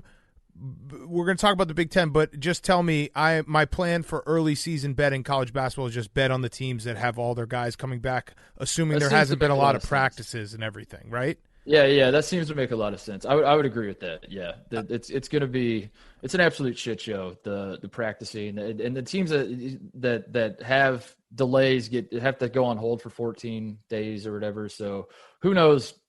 There's some schools that like can't even. I think it was Georgia Tech said, I don't know if they're still doing this. It's hard to keep up with everything. Georgia Tech said they were trying to practice with like no contact. And this was Josh Pastner's big idea. It was like, we're going to practice bad. So I don't know what they're just playing horse. Hoosiers. I don't really understand. Yeah, Hoosiers practices out a ball. They should move the 3-point line in for this year only. They used to do that. Back in the day, you could find old footage. I think it was the ACC did like an experimental 3-point line. And the 3-point line like cuts through. It's like barely above the free throw line. It was super. You could see like this old footage of like, back in the 80s, the guys taking like 16-footers. Dude, even in the 90s, like Khalid El-Amin in those UConn teams, they would hit threes and it would basically be an extended free throw. Yeah, it was awesome. So all right, so Big Ten. So who are those teams? Like obviously Wisconsin, they're bringing back 4 out of 5. Wisconsin brings back everybody. Baylor, I think, is a team. If you're talking like nationally, not in the Big Ten, Baylor brings back a ton of guys. Quincy Acey's coming back. Yeah. Baylor. All right, so tell me this, Baylor, because I basically early college basketball before I have a feel for all the teams. Yeah, I just go on like what I assume every program is, and Baylor is a bunch of guys who are like 6'8", who don't play basketball well, but can just like block every shot. And are more talented athletically than every other team. They are now. I see where you're going with that. They are now like a 3-guard. They are kind of a diet version of the the 05 Illinois team. Oh, I love the 3 guards. Yeah, like they have like 3 really good guards. They guard well. There's one guy who's like the designated scorer. One guy's the designated assist man. One guy's the designated lockdown D guy. That's just how they operate. They play great defense. Baylor's going to be pretty good. I like that, but we want to talk about the Big Ten. So, yeah. All right. Iowa can't play defense, but everyone's excited about Iowa because Luka Garza is very good. He's good, yeah. Iowa's going to be the most fun team in the Big Ten. So everyone listening that doesn't care and just wants to watch like good college basketball game or just sort of be entertained, Iowa is going to try to score 100 points every single time they get on the floor. They're going to give up 93 probably every single game, but they're gonna score 100. Luka Garza is awesome. Wieskamp is awesome. A lot is being made about Bohannon, their point guard, who was a senior last year but was hurt again and then got to come back. He's like a 7th-year senior at this point. He's had like 2 hip surgeries. Iowa fans are really excited that he's coming back. I'm not really sure how effective he's going to be, but that's the MO on Iowa. Is like they might have the best offense in the country, but of all the good teams, they might have the worst defense. Right. Well. Do eligibility rules apply? Is this year not count like it's in football? No, I think you're right. Yeah, I think like my understanding is like guys can basically come back next year. So Brad Davis is going to play 10 years. Brad Davison gets another year. People are going to be so mad at him next year. I fucking love it. What about Michigan? What about Juwan Howard? I want to get excited about Michigan. No. All right, that was our Michigan. Wait, Michigan. Michigan. What's going to be more disappointing, Michigan's football season or Michigan's basketball season? Michigan's football season. Michigan football sucking powers the basketball program. I really think that's something. There's like something to that. Like the worse the football program does, the more people shit on Harbaugh by saying Michigan is a basketball school now, which is good because like you're saying that to shit on Harbaugh. But what's happening is like a real life narrative is building that like Michigan really is a really good basketball school. So now Juwan Howard, he has the number 1 recruiting class next year. That Michigan is a year away. We'll put it that way. They have the number 1 recruiting class next year. But I really do think like the worse the football program does, like the donors probably like are writing checks and they're like, do not give this to Harbaugh. Like in the memo, it's like, do not pay Harbaugh with this. Please funnel this to the basketball program. It's like they get better the worse the football team gets. Wait, is it Imani Bates? Is he going to Michigan State next year? He's like 3 years away. Oh, yeah, he's one of those guys. So 2 years, I think. Every now and then you get a guy like Tony Scheffler, our friend. He coaches our high school basketball in Michigan. So he put me onto Imani Bates like 4 years ago when he was like in 7th grade. So I feel like a hipster being like, here he comes. Like I've been hearing about this guy. He's a junior, I think, in high school. That's so he's crazy. Still like 2 years away. By the time he comes out, he'll probably go to the G League anyway. Yeah, I feel like I've been watching highlights of him for a decade. So, Mark, as an expert, how have you been getting ready for the season? Do you get like your hands on practice film? Have you been watching like the real grainy stuff taken from the third TFT, deck? This is a good. The one silver lining about not having a tournament is we can just speculate on as to what would have happened, and so speculation is just running wild heading into this season, where you can pretend like. You know how many teams I said won the national title last year? Like UCLA. I've given it to Dayton. I've given it to we'll give it to UCLA. I've given it to Kansas. So going into this season, you can it's kind of a choose your own adventure. It's like Kansas is looking to build on the momentum of winning last year's national title, and they're going to be good this year. Baylor, of course, was the best team in the country. Everybody knows that. They were the best last year. So you just kind of like grab onto things like that and run with it. Whereas usually, like Iowa's a great example. Maybe Iowa gets upset in the second round last year, and then we're coming into this season, and nobody's high on Iowa. They're like, these guys are frauds. They're bums. We saw what happened in the second round when they were upset. But we didn't get a tournament, so now we're like, Iowa could be pretty good. I don't know, and that's just kind of it. You shrug your shoulders. And Wisconsin was playing their best basketball. That was actually probably the last sporting event I watched was Wisconsin winning the Big Ten title at Indiana. Was that when was the first Wisconsin game you watched? Was it before or after February 1st? Shut up. I watched too much college basketball. Well, it does nothing for my job. I know you watch college. You were out on what? Dan, you came on our show and you said fire Greg Gard. Oh yeah, no, there was because we lost to like who'd we lose to? We lost to like New Mexico in that tournament in Brooklyn. I'm a reactionary fan. Well, the last thing I remember was UNC didn't not make the NCAA tournament last year, so they could still win it this year. I feel like they're blue blood. They could be back. True. UNC, Duke. People forget Duke was the very first team to say we are out of the tournament. Yeah, we are withdrawing from the NCAA tournament, and Kansas followed right after. So there's that. Yeah. When it comes to UNC, though, obviously they can't be as bad as they were last year, right? That's just an aberration. Right. They're gonna be back. They're going to be a top 20 team. Yeah, they'll be pretty good. Yeah, they're not going to be like as good as Carolina wants to be, but they're definitely going to be much better than they were last year for sure. Yeah, they got a lot of good recruits, and they were. It was a mess last year, and Cole Anthony took a lot of the heat for that because he became like the face of Carolina, but they really weren't good. They just weren't. I wish that with everything that's going on and how weird this year is that we could just slip in like Luke May should try to play again for Carolina this year. Like no one would flinch. Everyone would be like, "Oh he's there." Yeah, you're absolutely. Luke May is the type of dude that is probably still around Chapel Hill, like practicing with the team anyway. Right. And it's like, okay, then Luke May. All right, well, we'll allow it. We have to talk. I know that a lot of my followers and people who listen to the show are very, very excited about Illinois. They are going to be very good. They are very good. They were very good last year. Do they have enough, though? Because we know the Big Ten hasn't won a title in fucking forever. Do they have enough to maybe go all the way? I think Illinois is best suited for. Okay, I'm gonna do a thing where I cast a wide net, so I can't be wrong. Love it. Wisconsin is best suited for the NCAA tournament in the sense that I see Wisconsin going to an Elite Eight. That makes a lot of sense to me. Let's go. Wisconsin is not going to get over the hump. Wisconsin could be very good. Wisconsin could go undefeated this year and be a 1 seed and be in the Final Four. And I am betting the house that they are not winning the national title. They just don't have the final push. Illinois is the team that is the most likely to win a national title, I think. That now, having said that, they could flame out, but like the ceiling, if we're talking like ceilings and floors, Illinois has the highest ceiling to me. They have the most athleticism, I think, of all the good teams in the Big Ten. I don't even think that's debatable when you look at like Iowa and Wisconsin. When those are those are the two teams you're up against. It's not that hard. They play defense. They got DeSumo, who's going to. I think he's the best two-way player in the country. He's going to be awesome. Coburn's like baby Shaq down on the low block. Yeah, they have a really, really good team. If you're this is definitely the best Illinois team since 2005. So, wow. Okay. I think Illinois is the team I'm the highest on in the Big Ten going into the season. Anytime you can drop a baby Shaq in there, I'm all on board. And everyone will see his name who doesn't watch college basketball and be like, this guy's name's Cockburn. Yeah. Cockburn. Yeah, that is always a fun thing. Now, one last Big Ten question from he's going to block us and never speak to us again, or he already expects it and it's going to be fine when we shit on him. How bad is Maryland going to be for Scott Van Pelt? Yeah. Because he takes it very, very, very seriously. He takes it like Van Pelt he takes it too seriously in the sense of like, if I'm Van Pelt, so if I'm in his shoes and I'm coming into this season, we just won the Big Ten last year. Like Maryland has been the stepchild of the Big Ten, right? Like it's the big. We don't want them in the Big Ten. No, it's never felt right. Them and Rutgers, get them out of here.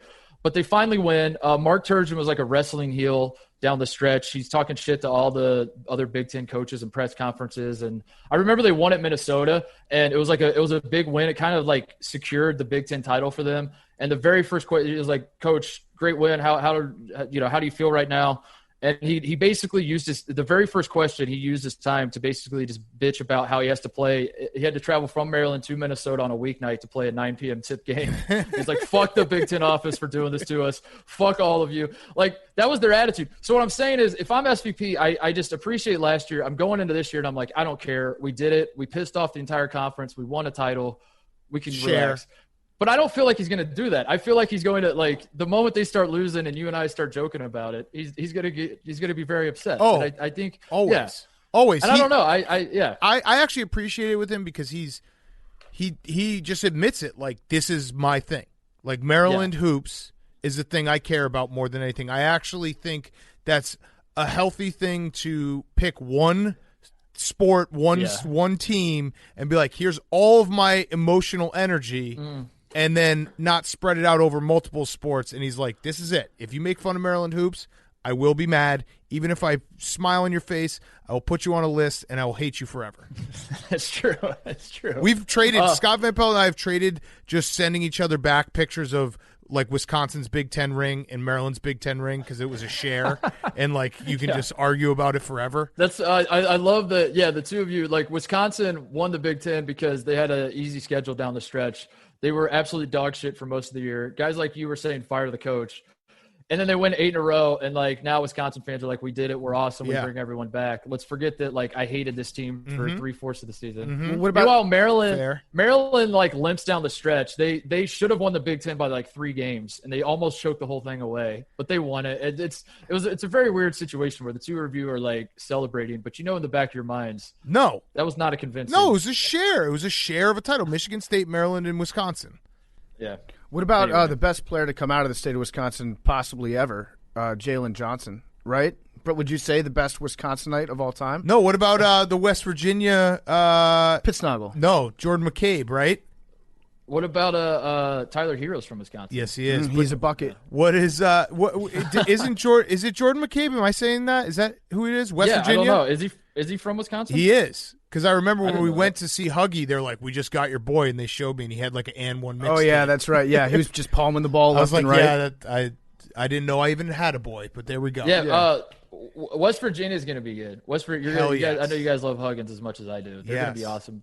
They're not doing the press Virginia thing though this year, so be prepared for that. But why not? They're because they don't have Javon Carter to piss everybody off. He's another guy who should come back.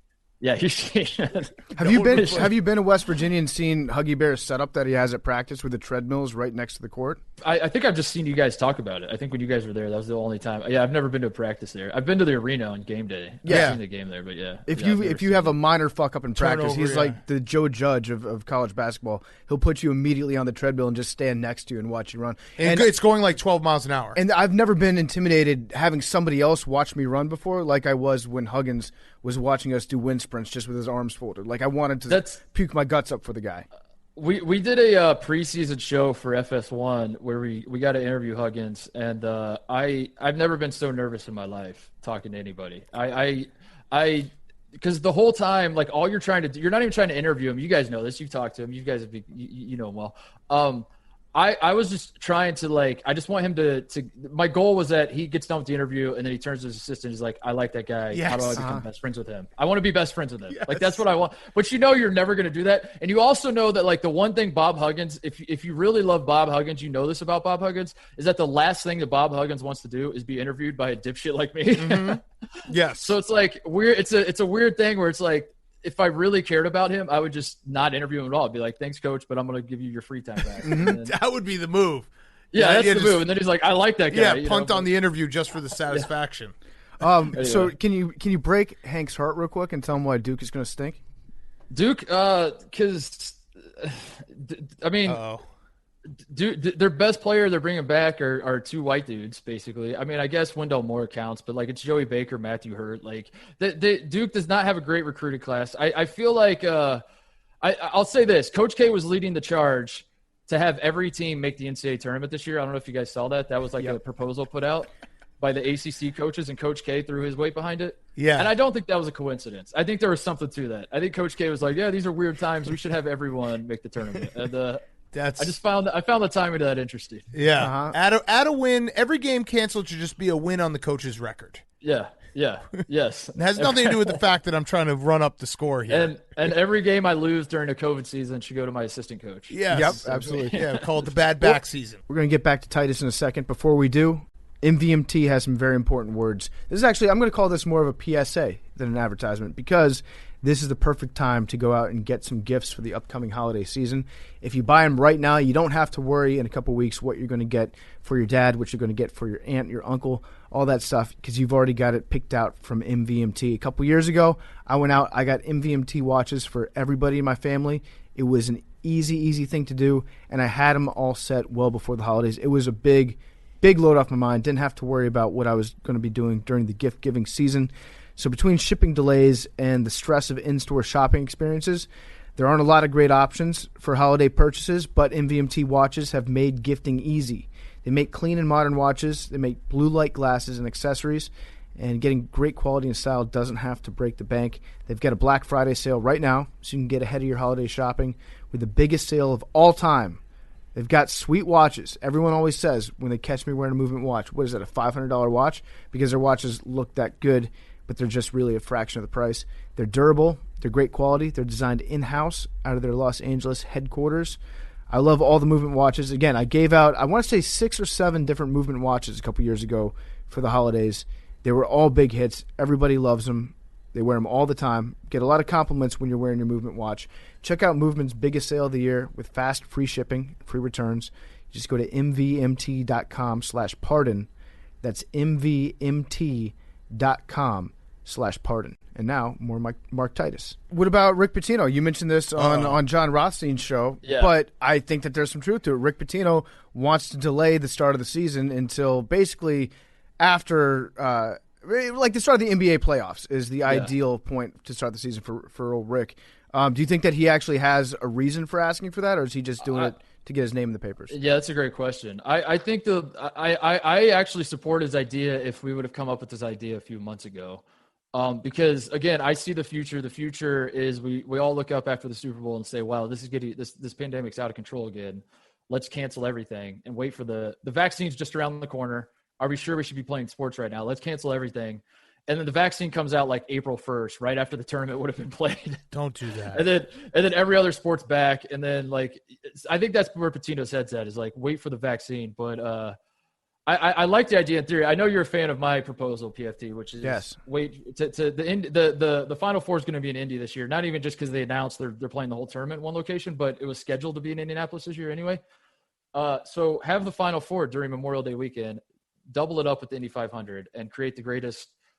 I mean, what better way would there be to celebrate a vaccine and we can all get together again? If there is indeed a vaccine, say in like April or March or whatever it is, and then come May.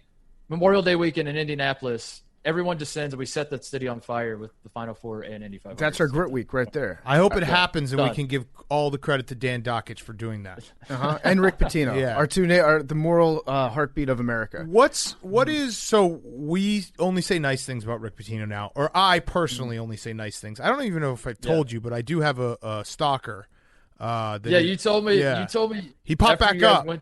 You guys went to the press conference. Then you had like a dicey situation where you're like, I kind of have to look over my shoulder because of Rick Pitino. He popped back up. Some guy just randomly texted me and was like, "Hey, what did he even say?" He said he made up a name and was like, "I'm Rick Pitino's PA." He's like, I can make your life a very sticky situation if you don't watch yourself. Yeah, he's like, we could do it the easy way. Like, we want to bury the axe or something like that. I was like, that's not the same. Easy way or the hard way. Yeah. That's going to become very easy after 15 seconds. I did not laugh at that joke. And credit to the Iona staff, because I reached out to them and I was like, hey, does this guy exist? And they're like, nope.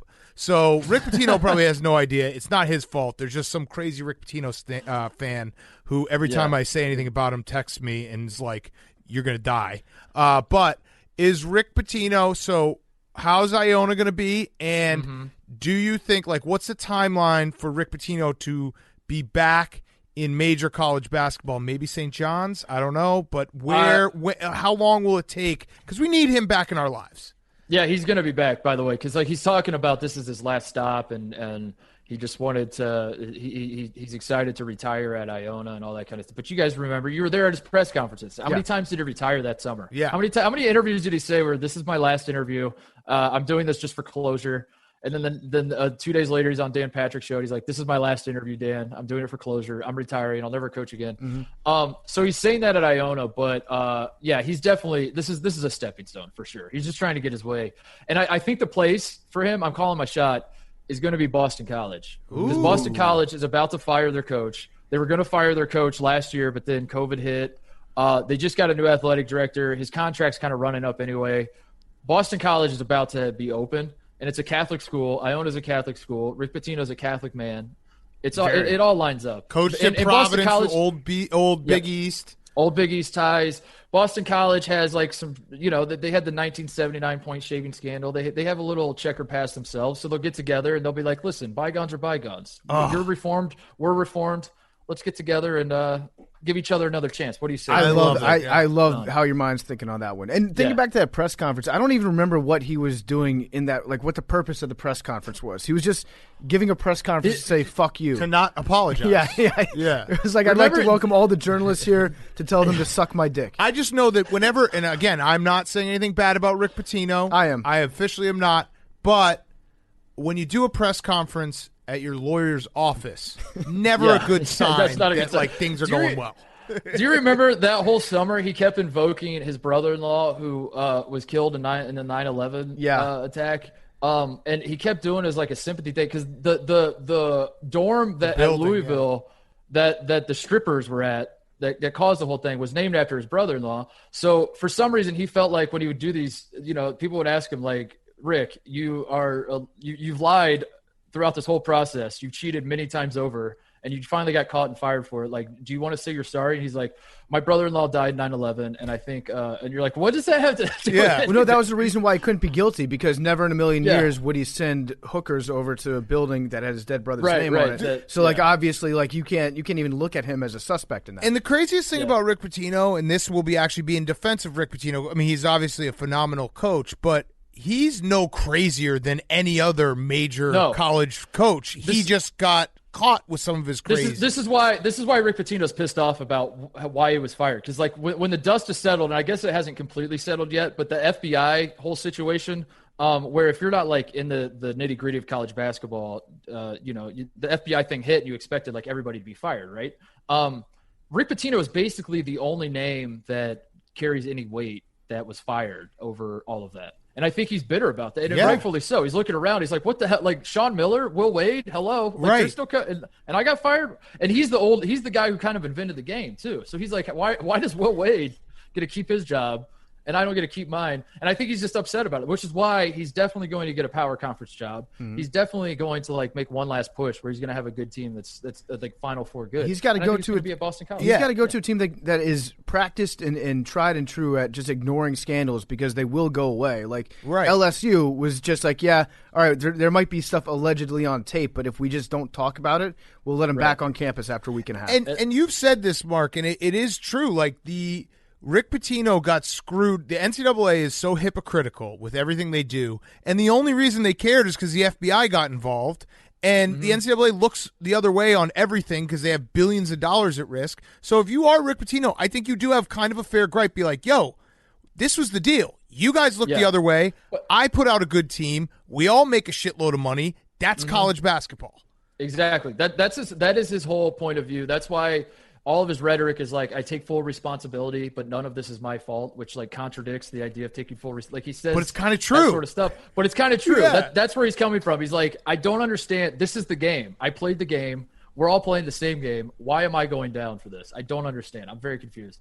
But he'll be back. He'll definitely be back. If you go back and you watch that HBO miniseries that came out, it was just like Christian Dawkins. The only reason why the coaches even got involved was because the FBI told the runners to get the coaches involved to try to trap them in it when they didn't have there was no reason to be bringing them. They get paid millions of dollars a year. They don't need $20,000 for like one guy going to their school. So really, it comes down to like the FBI had a hard on for Rick Pitino at the end of the day, and we're in fucking bizarro world that we find ourselves defending Rick Pitino this vociferously on a podcast. But I will continue to make fun of him despite the fact that Big Cat has a stalker. I will not. I have a mid-major question for you.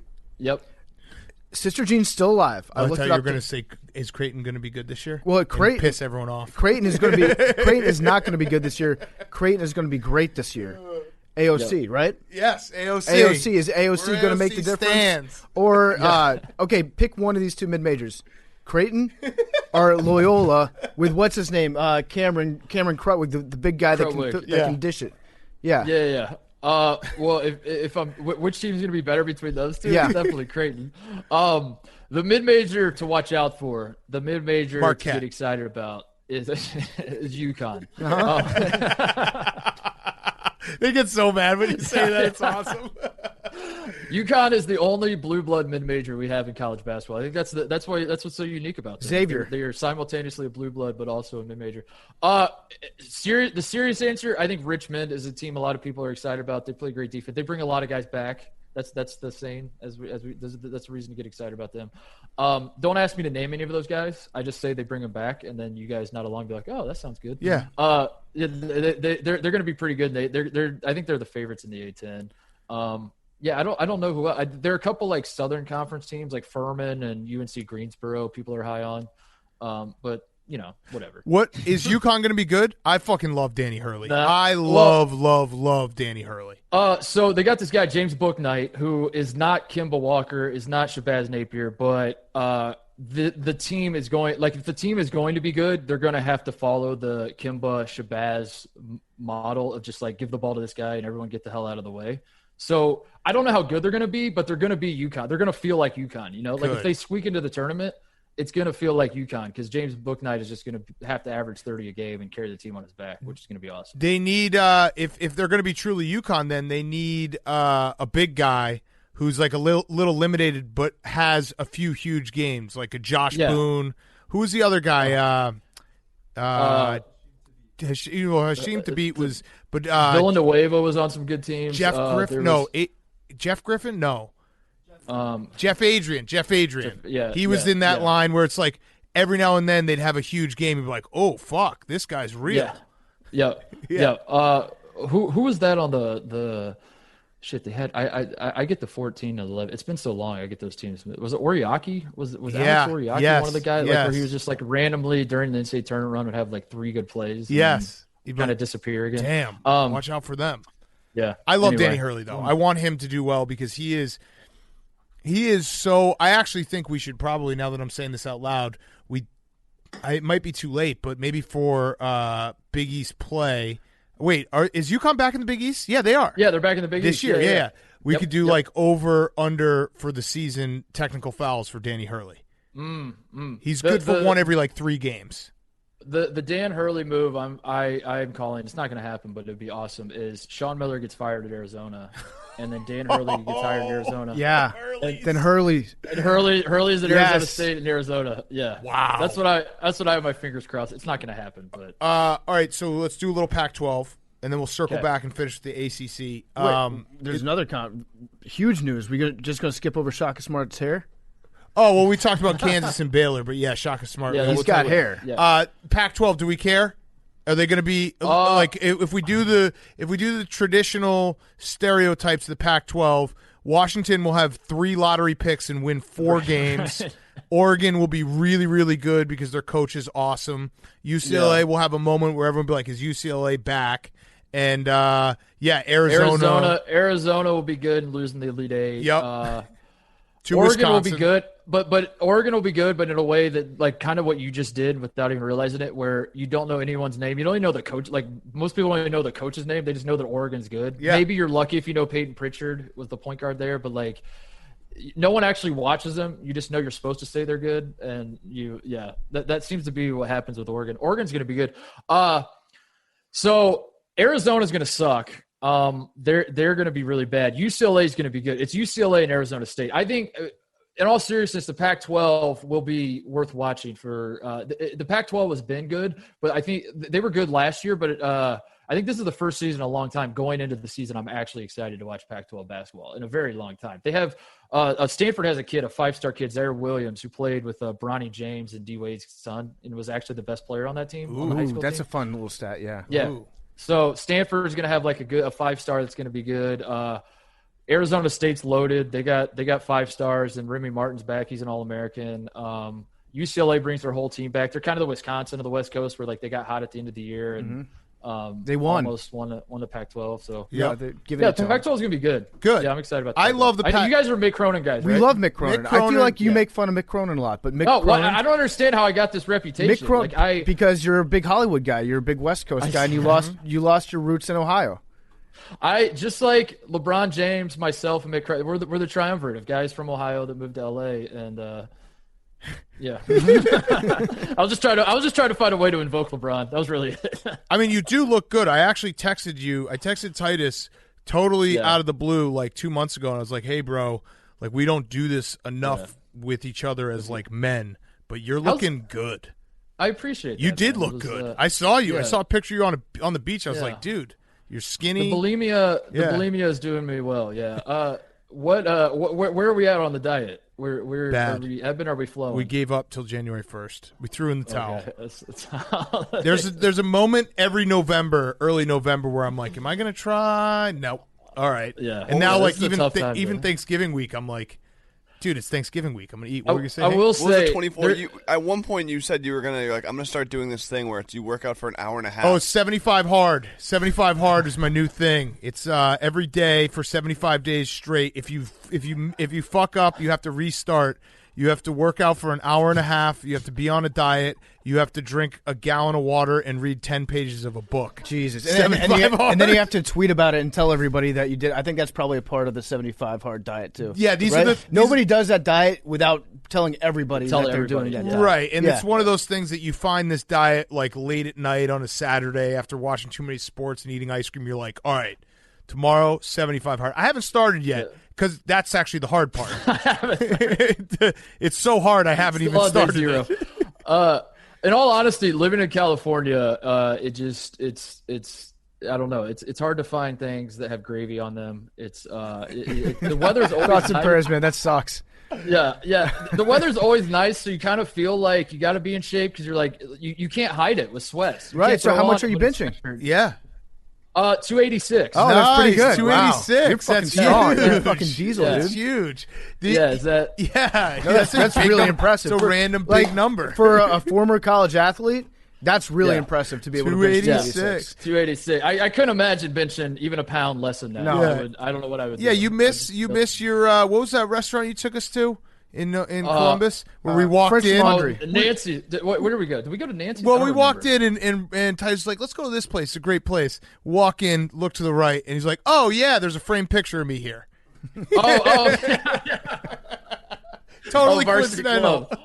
Shout out Varsity Club. Yeah, I like that. Yeah, I need to do that. I need to work that again. I need to get back to Columbus and make that happen. Yeah. By the way, speaking of, we brought up Billy bench pressing and Rosillo and all that shit. Is that what you were talking about? No, you didn't. You said you were just bench I gotta ask you. Yeah, coincidence. Put on the headphones, Billy. I want to ask you guys. Should I? You guys know Rosillo better than me. Should I? How do we? Are we worried about him at all? Because I keep seeing these videos that he's putting out with the ringer, and he came on your show and everything. You're making fun of my backdrop having this. This man looks like he's in a basement. I know. With like no. And I'm just worried. I know he lives down in Manhattan Beach, so I'm the California. We're all for like we're kind of buddies and all that. I'm the California guy. Like, should I worry about him? Should I go down and visit him? I don't know. I never know how to approach Rosillo. Like what I was talking about with Huggins earlier. Yeah, it's the same. Rosillo, like I love the guy to death, but I also think that like the last thing he wants is me to text him and say, "What's up, bro? You want to hang?" I think his backdrop in his room that looks like a dorm room. I think that's just response to a certain podcast he did like 6 months ago. Trying to keep it nice and minimalist. I'm a regular guy. Yeah, if you go into the next room, that's where you have like the original Warhols that hang on. Right. He's got what's the dude who has like the big bubble sculptures? The Jeff something. I know you're talking about. Shit. Were they the Khaleesi's? Bubbles. We're so cultured. I'm looking. I saw one down in Atlantic City earlier. Bubble sculptures, Jeff. The mouse head things? No, Jeff Koons. Jeff Koons. No, I'm thinking about something else. Yeah, the balloon animal. Yeah, thing. the big balloon. Jeff Koons. Yeah. Dude, we know art. No, it was who's the other guy that does the glass artist? It's Cholula. That's what I was thinking. No, that's the hot sauce. Cholula is the hot sauce. Yeah. Cholula is he's got original Cholulas. He actually has just got a bunch of Cholulas. He's got an overhead projector that just shows his Onus Wagner card on his projector screen on the wall at all times. So it's kind of like art. I think you should just hit him up. Rosillo's one of those guys that every time I talk to him, it's like, man, I should talk to him more because like it's just I know he's thinking about stuff better than everyone else. Mm-hmm. That's kind of where he's always at. I think the nicest thing you could do to Rosillo as a friend is just hit him up and be like, hey, man, you want to hang out sometime? And let him reject you. And he'll feel good about that. Okay. Mm-hmm. But that's as good as hanging out for him. All right. I'll do it that way. I feel like maybe the guy's a little bit of a loner already, and then the quarantine situations happen. California, we're still like very shut down out here, so I just I worry about him, and I don't know. I don't know how to play it. I don't want him. I don't know if I'm supposed to reach out to him or not. And here we are. I don't know if he said this on the pod, but I might have said it. But he, in the most Rosillo thing ever, he built a gym in his garage, I think. And when he was building it, he like got trapped behind it trying to build it, and like literally almost died from his squat rack, which would have been the greatest death of all time if Ryan Rosillo died because he got stuck behind his squat rack for 7 days. Oh he texted me and was like, "Yeah, for like the last 20 minutes, I've been stuck behind my squat rack trying to build this thing." You know what you should do? You should just find out where he's going to be shooting hoops one day. Roll up, start, and then let him get hot for a second, just warming up, and then right before they pick teams, go out there and start filling it up. Yes. Yeah. Just then I guard him, and that's a good call. All right, Shaka Smart, give us some Texas talk. He has hair. Texas 5-star recruit Greg Brown. That's a local kid from Austin. It's the same thing every year with Texas. It's like this has to be the year for Shaka. Yep. He's got a good team, but they're actually like not that awesome, and they're in the Big 12, which is going to be loaded. I think it's just going to be more of the same. Like he's going to do enough to make you sort of believe that he could turn the corner at some point. But they're not going to turn the corner this year. So they're not. He's going to be back next year. I think he's going to be fired this year. They would go back and take Rick Barnes in a heartbeat. I think over the Shaka Smart experiment, they should just have Matthew McConaughey move his way down the bench over the course of the season until he's just coaching the team. I actually feel like Matthew McConaughey, just through the power of his motivation and the talent that is assembled in Austin, he could probably be a better coach than Shaka Smart. Yeah. I don't disagree with that. I think you're right. I think that's really. What if that's all really Texas needs is just McConaughey? Is he tight with the basketball program? He is. Yeah, right? he's on the He's on the bench before, sometimes. He's got this. Well, I know he's tight with football. I Yeah. just didn't know if he's on the bench sometimes with the basketball team. Yeah, I like all right. I like your analysis of Texas. Essentially, they will have a second half lead against Kansas and blow it and lose by 5. Yeah. And then I will be like a year from now, I will be doing the exact same show we're doing now where we're previewing next season. And you're like, Shaka, what do you think? And I'm like, Texas will be all right. But I don't know. We'll see. Yeah. This is the year though. Yeah. Shaka has to show me this year or else he's gone. It's the same thing every year. I forgot. We also have to talk to SEC. My guy Muss. Arkansas, baby. Come on. I mean, obviously it's Kentucky and Tennessee, right? But Arkansas is a good team, and Isaiah Joe, like he was injured a couple games last year. They weren't great last year, but I believe in Muss more than probably like almost every coach in the league because he does the thing with the transfers. He has a style, and it works. Nevada was so good when he was there. He's very fun. He's a little corny, but he's self-aware of how corny he is. I don't think they're going to be that good, but I don't think the SEC is going to be that good. So that could work in their favor to where they could. I think Florida's going to be all right. We said Tennessee and Kentucky are the favorites, certainly. But yeah, after that, like LSU could have a pretty good team, which like that is the villain situation that I think is brewing that I don't think America's really ready for. Is like Will Wade having a juggernaut at LSU. Ooh, yes, yeah, like because. The thing is, like, Bill Self is there's bad vibes of Bill Self and the FBI situation, but Bill Self's kind of earned the right. He's like an old head. We've seen him before. We're familiar with him, and the same with Kay. Like all these other guys, it's like it's a devil you know type situation. So you kind of like don't love what he's up to, but you're used to it. Will Wade is the newcomer, and I think the idea of Will Wade just like setting everything on fire. And you guys watched the documentary. I mean, like Sean Miller, his approach was like trying to be subtle and having fall guys and all that. And they said many times over, Will Wade's a gangster. Like he'll be on the phone straight up talking to these people, offering money left and right. And the idea of Will Wade having a great team at LSU would break the college. Like it would just break college basketball. People would lose their, but like the old heads that cover college basketball would be beside it. Pat Forty would just be in rage, writing column after column. Like, this is disgraceful what LSU has done. Digger Phelps would be like just snapping highlighters in half on television. I like that. People don't talk enough about the SEC being the conference of coaches this year. They get a lot of shine in football. But in basketball, they've got our guys. They've got Buzz Williams, Tom Crean. Please tell Number 1 pick. Please tell me one of those two guys is going to have a decent team this year. No. But Buzz Williams will have a better team than Tom Crean. But, Tom Crean already won this year. He had the number 1 pick in the draft. That's true. He should get that framed and put it behind him when he does interviews like Coach Cal does with all of his number 1 picks. Yeah. So obviously they have like Coach Cal. They've got there's a shitload of great coaches in the SEC. Rick Barnes, Musselman, Frank Martin, who said that he wishes that he was a football coach, which is the best quality that you can have in a basketball coach. They got Ben Howland's in the SEC. He went to 3 Final Fours at UCLA. He's at Mississippi State now, and he's kind of forgotten about. But definitely forgotten about. Yeah, nobody even remembers that he's coaching. He went to 3 straight Final Fours. So. Yeah. All right, ACC. Who's going to win it? Virginia. Virginia's going to win it. Yeah. Awesome. Sorry. Over under 52 points a game for Virginia. They'll be better than they.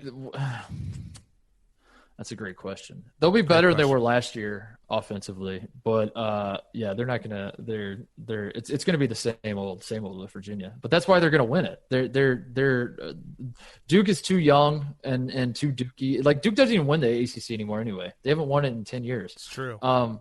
Carolina is just not good enough. I don't think. Florida State's the other one. It's like basically those 4. Virginia is by far the best team, so I think Virginia's gonna win it. But I don't know. Virginia's just. I can't get mad at Virginia because they play literally the same style as Wisconsin, just a little bit better. But I mean, it is one of those things where you don't think you're fat until you see like a picture of yourself. Yeah, that's when I watch Virginia basketball, I'm like, oh, this is the team I root for. Yeah. I get why people hate us. Yeah, they're. I don't know. I don't know really what else. Just like they're gonna actually be good, and that's the other frustrator. But like last year, Virginia wasn't that good by their standards, so I think there's a little delight in the idea of them not scoring a lot of points because you're like, yeah, they're not really a threat anyway. They're gonna, But this year they're going to be good. They're good enough to win a national title. Which would they be repeat champs if they won? They'd have to be, right? I guess so. I don't know. Yeah. I don't know. I just want back-to-back titles. I want them to play. We had the all-time moment. I think it was against Purdue maybe last year, where the over/under was like 99.5. Yeah. And it's like, how is this possible? And then you bet the over, and it's electric. Last year, as a reminder, Virginia last year opened the season. They held Syracuse to 34 points. And Gary, you're dumb. That was Syracuse's first game. They scored 34 points. I can't like joke about those because there was that the Big Ten tournament game. I think it was Wisconsin Penn State, where I think it was like 60 points total scored. Mm-hmm. Do you remember that game? Yeah, I do remember that game. Yeah, that was like the who were the best players on Wisconsin? I'm looking it up right now. I think Wisconsin scored 32 points. It was 36-33 was the final. Yeah, 36-33. Yeah. That's so bad. What year is that? Like 12? 2011. 11. 2000. Oh, my guy Taylor Battle was playing on Penn State. Was that like Jordan Taylor and John Lure? Yeah, John Lure, Josh Gasser, Bruzewitz. God damn it. So, yeah, I can't. I recuse myself from the conversation about low-scoring teams. I'm going to give a back-to-back title to UVA, though, if they win again. And only because I can count that for Washington, D.C. area championships. Okay. Yeah. Title it's close enough. It's like 2.5 hours, 3 hours away. We'll take it however we can get it. Yeah. There you go. One fun thing that I picked up this year is a brand new team, Dixie State. Do you know where Dixie State is? I don't, but if I guessed, Connecticut. I would. Yeah, it feels like a Texas school. Nope. What? I know Texas doesn't count as Dixie, but it just feels like Texas is always the answer. It's in Utah. Like tiny ass... Ooh. It's in Utah? Dixie State is in Utah, and they're a brand new basketball program. You got to learn their mascot, Mark. It's like Utah being called the Jazz. It's Utah and the Jazz. Yeah. That's a great callback. Yeah, what is their mascot? Let's Trailblazers or something? He's going to do a Fox hit in like 2 seconds. Yeah, so make sure to use pretty this. big on the One team to look out for is brand new. I just like the idea of there being a brand new basketball team. Like they just get born. Tarleton State's another one. I think they're in the same conference. Tarleton State is Billy Gillespie. Yeah, that's what I'm saying. Billy Gillespie is the coach of Tarleton. Trailblazers. The Trailblazers for Dixie State. Tarleton State? Did anybody else catch that? What? That I literally fucking called it? What? The Trailblazers. Yeah, you had that. I said Trailblazers. Yeah, as you were looking it up. You had it. I'll be goddamn. Yeah, you get credit for that. Tarleton State. I love that. I might be a Tarleton State guy.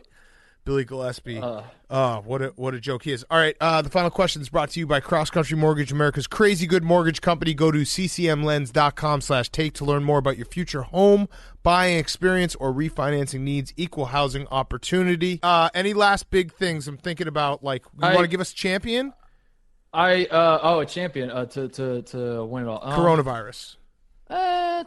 Screw it. I'll say Gonzaga. Ooh. I think Gonzaga beats a Big Ten team, and I just don't know which team it is. So I think Gonzaga finally does it. Our college, that's good. Our college basketball expert Mark Titus coming on and picking the number one team. Number one team in the country. Fascinating. Yeah. We're the best recruit in the country. Really go out on a limb there.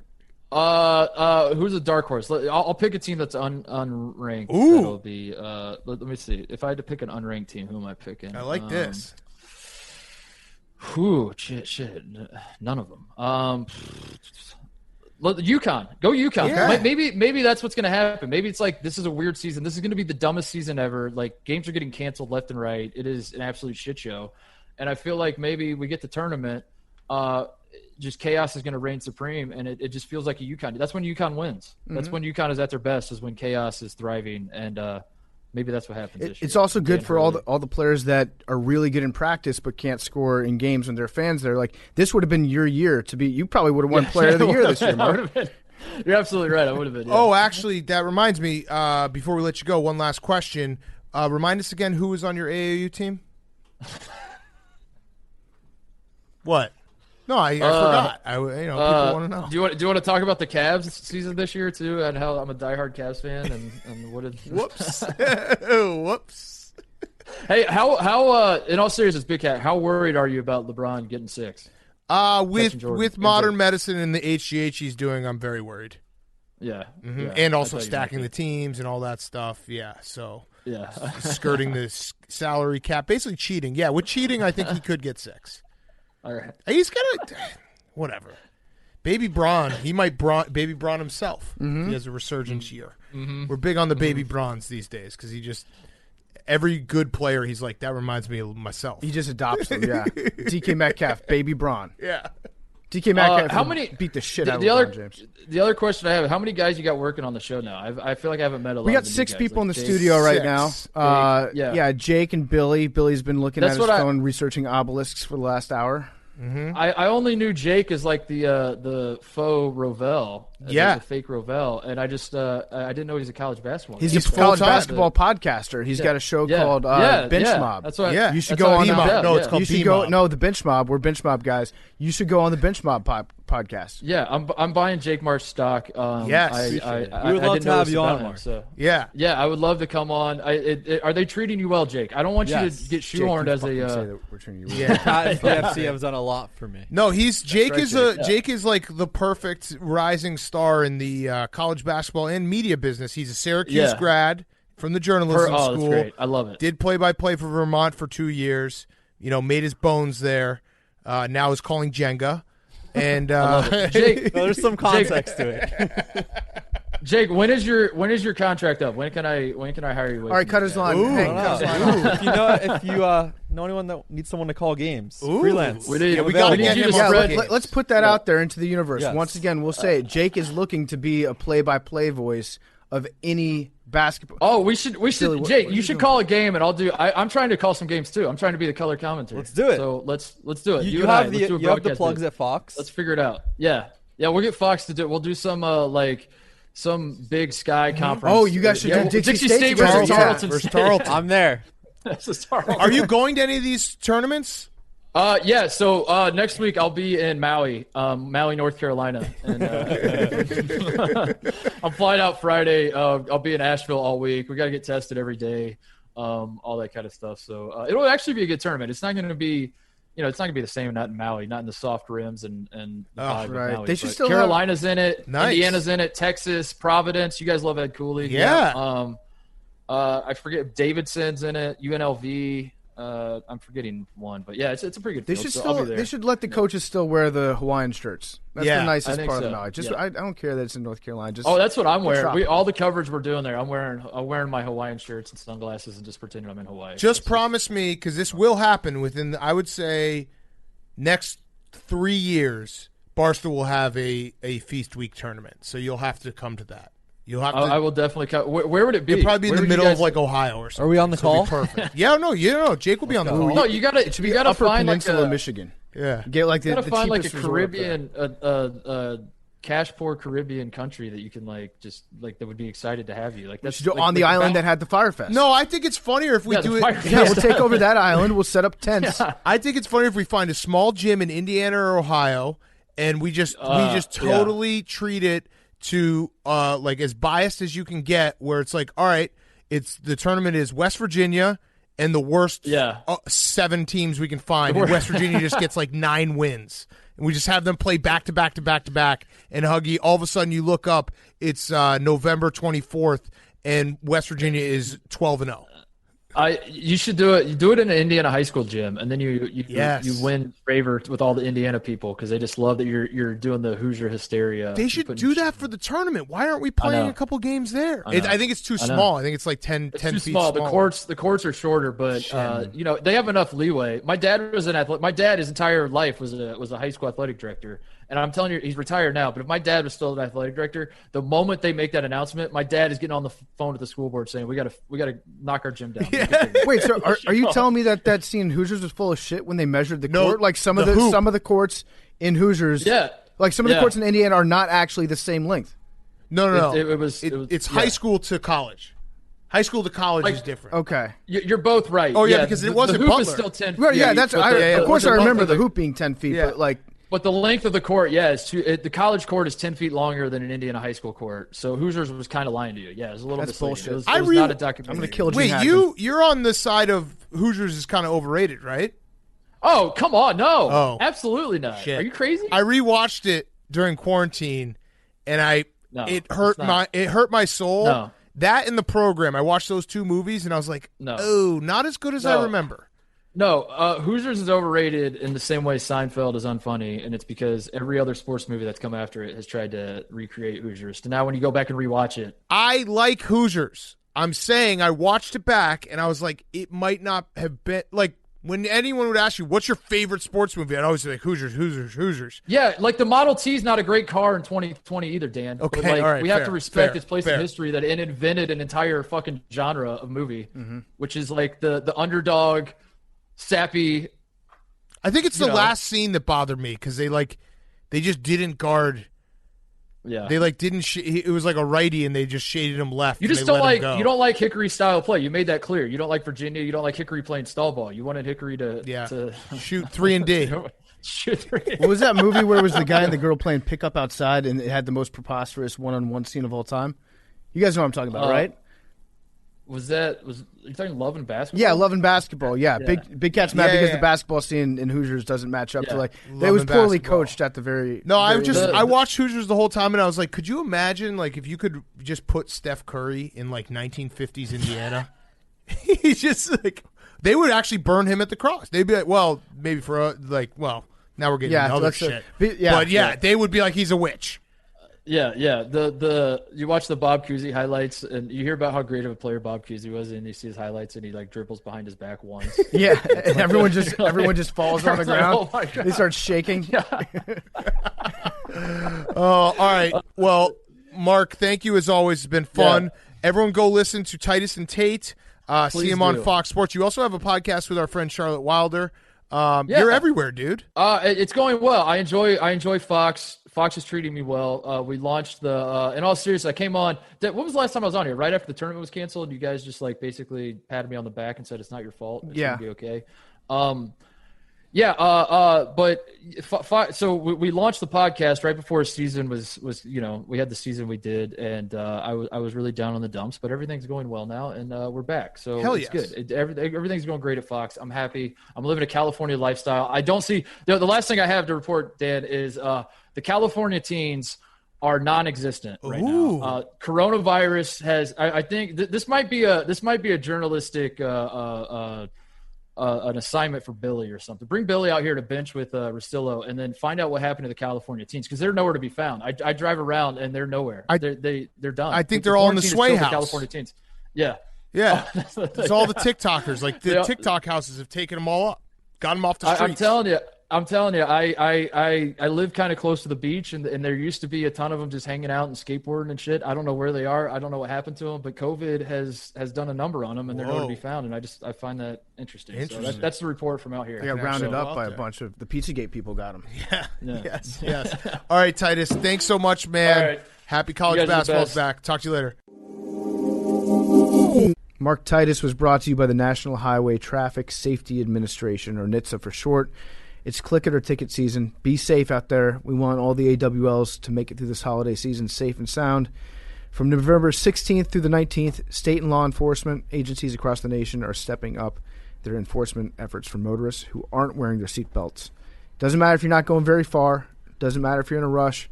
Don't kid yourself. There's no such thing as a good excuse for not buckling up. That includes if you're riding in a taxi or a rideshare. Usually most of the accidents out there occur within a couple miles of home. Buckle up. Just because you're close to home does not mean that you're going to be 100% safe and sound. But if you wear a seatbelt, it can really help you out if you do get into a crash. In 2018, nearly 10,000 people were unbuckled when they were killed in crashes. That's 43% of people killed in minor motor vehicle crashes that were not wearing seatbelts. No matter what kind of vehicle you drive, wearing your seatbelt is always the best defense in a crash. Even if you're in the back seat, buckle up. That goes for when you ride in taxis. I actually have a friend who was sitting in the back seat of a taxi, was not buckled up. They stopped short. She went forward between the two seats. Dead. Hit her head on the taxi meter. She's dead. Oh, no. That was inconsiderate of you, Big Cat. All right, sorry. To jump, R.I.P. Allie. Is she actually dead? No, she's alive. Okay, good. Wear your buckle. But she had to go to a wedding later on that day, and her face got messed up, and she had to put a lot of extra makeup on, but everybody knew that she was in a car accident that day. It was a big thing for her. Buckle up, even if you're in the back seat. It does save lives. Wearing seatbelts will save lives. Do the smart thing. Buckle up every trip, day or night. Click it or ticket. All right, let's do some segments. I'm fucking mad. I'm mad not because Wisconsin, Minnesota got canceled. Aren't you happy they lost now? Oh, that's a good spin zone. If they won, if they had won, this would have been way worse. Great spin zone. That's awesome. Man, imagine how disappointed you would be. Imagine how pissed off you'd be at this virus. Oh my God! But now I'm just mad at stupid people who are like, can't go to the conference championship. It's like, dude, when you lose to Northwestern, you can't go to the. They're not going to lose 2 out of the last 3. I just like to compliment. Also, everyone's eligible for bowl games. You're still eligible, yeah. Yeah, everyone is. So people are dumb. I want people to start reading the fucking rules once. You'll play in a decent bowl game, I'm sure. I don't care. I just want to watch more football. But I just want to congratulate you on personal growth because you're not mad at Hank for this. No, I wouldn't be mad at Hank. No, I would never be mad at Hank. Never mad at Hank. No, I would not be mad at Hank for this. For this. Yeah, I wouldn't be mad at Hank for this. He had nothing to do with this. That Jake, we know maybe. Of. Jake, maybe. What did I do? You broke the news. Yeah. So you're on the fucking hot seat. You'd rather learn it from me than your computer. I'm just kidding. No, I appreciate that. I actually would rather learn it from you than all the people tweeting me, being very mean online. It's the holiday season. All right.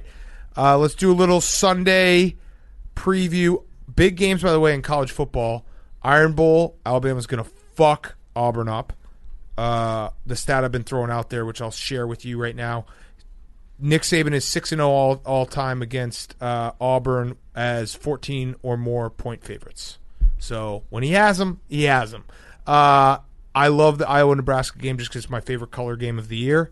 And then ND, Notre Dame versus UNC is going to be awesome. Yeah, that's another good uniform game right there. Another good uniform game. So is Penn State-Michigan, which is going to be the toilet bowl. Well, what's going to be funny about that is it's going to look like the real thing. It's going to look awesome. Correct. And it's probably going to be close. Correct. So you might walk out of this game thinking whoever wins is a good team. Don't fool yourself. Right. Don't do that. Right. All right, let's talk a little Sunday for NFL. Raiders, Falcons, go. I like the Falcons. This does feel like this. I like them a lot. This is the week of home dogs for me. This feels like a Raiders. If you are going to be considered for real, you got to beat the Falcons. You got to beat them convincingly. Mm-hmm. You know. But I don't. I like the Falcons this week a lot. Yeah, I like a lot of these dogs too. Chargers, Bills. It really actually kind of sucked not having Josh Allen in our life for a week. Mm-hmm. Like, I missed them. Mm-hmm. I missed the Bills. I missed them big time. I like the Bills. Yeah. Giants, Bengals, pass. Giants are going to kill them. I don't know. Good-ish Giants. I don't know. I'm looking at the Giants' schedule real quick. This is the ultimate game that reminds me that I have no idea what's going on in the NFL. Because obviously the Giants should kill them, right? They will. Everyone thinks they're going to win. They will. I'm going to zag. They will. All right. Giants, Bengals is so yeah. They're gonna kill them. They're gonna kill them. Titans, Colts. Titans. Yeah, Billy. All right, there we go. Titans, Colts, Titans. I don't know. Are the Colts good? Titans got momentum. Are the Colts good? Their defense is good. I can't. Their offensive line is good when they're not being called for holding. There's no chance that the refs come out and call as many holds as they did last week.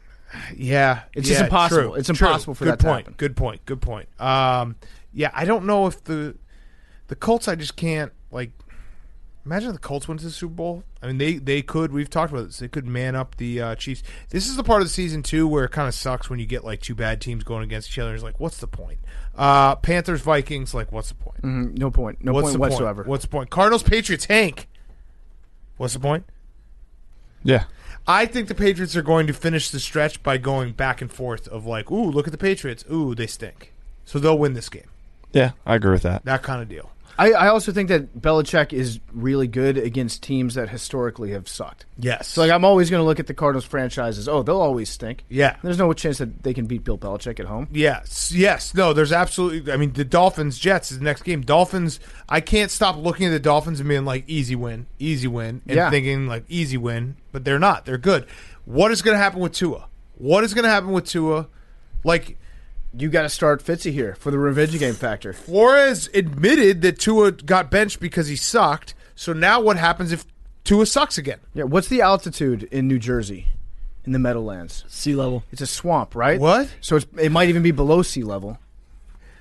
Yes, it is. Yes, it is sea level. Yes, that's where Jimmy Hoffa's body's buried. Mm-hmm.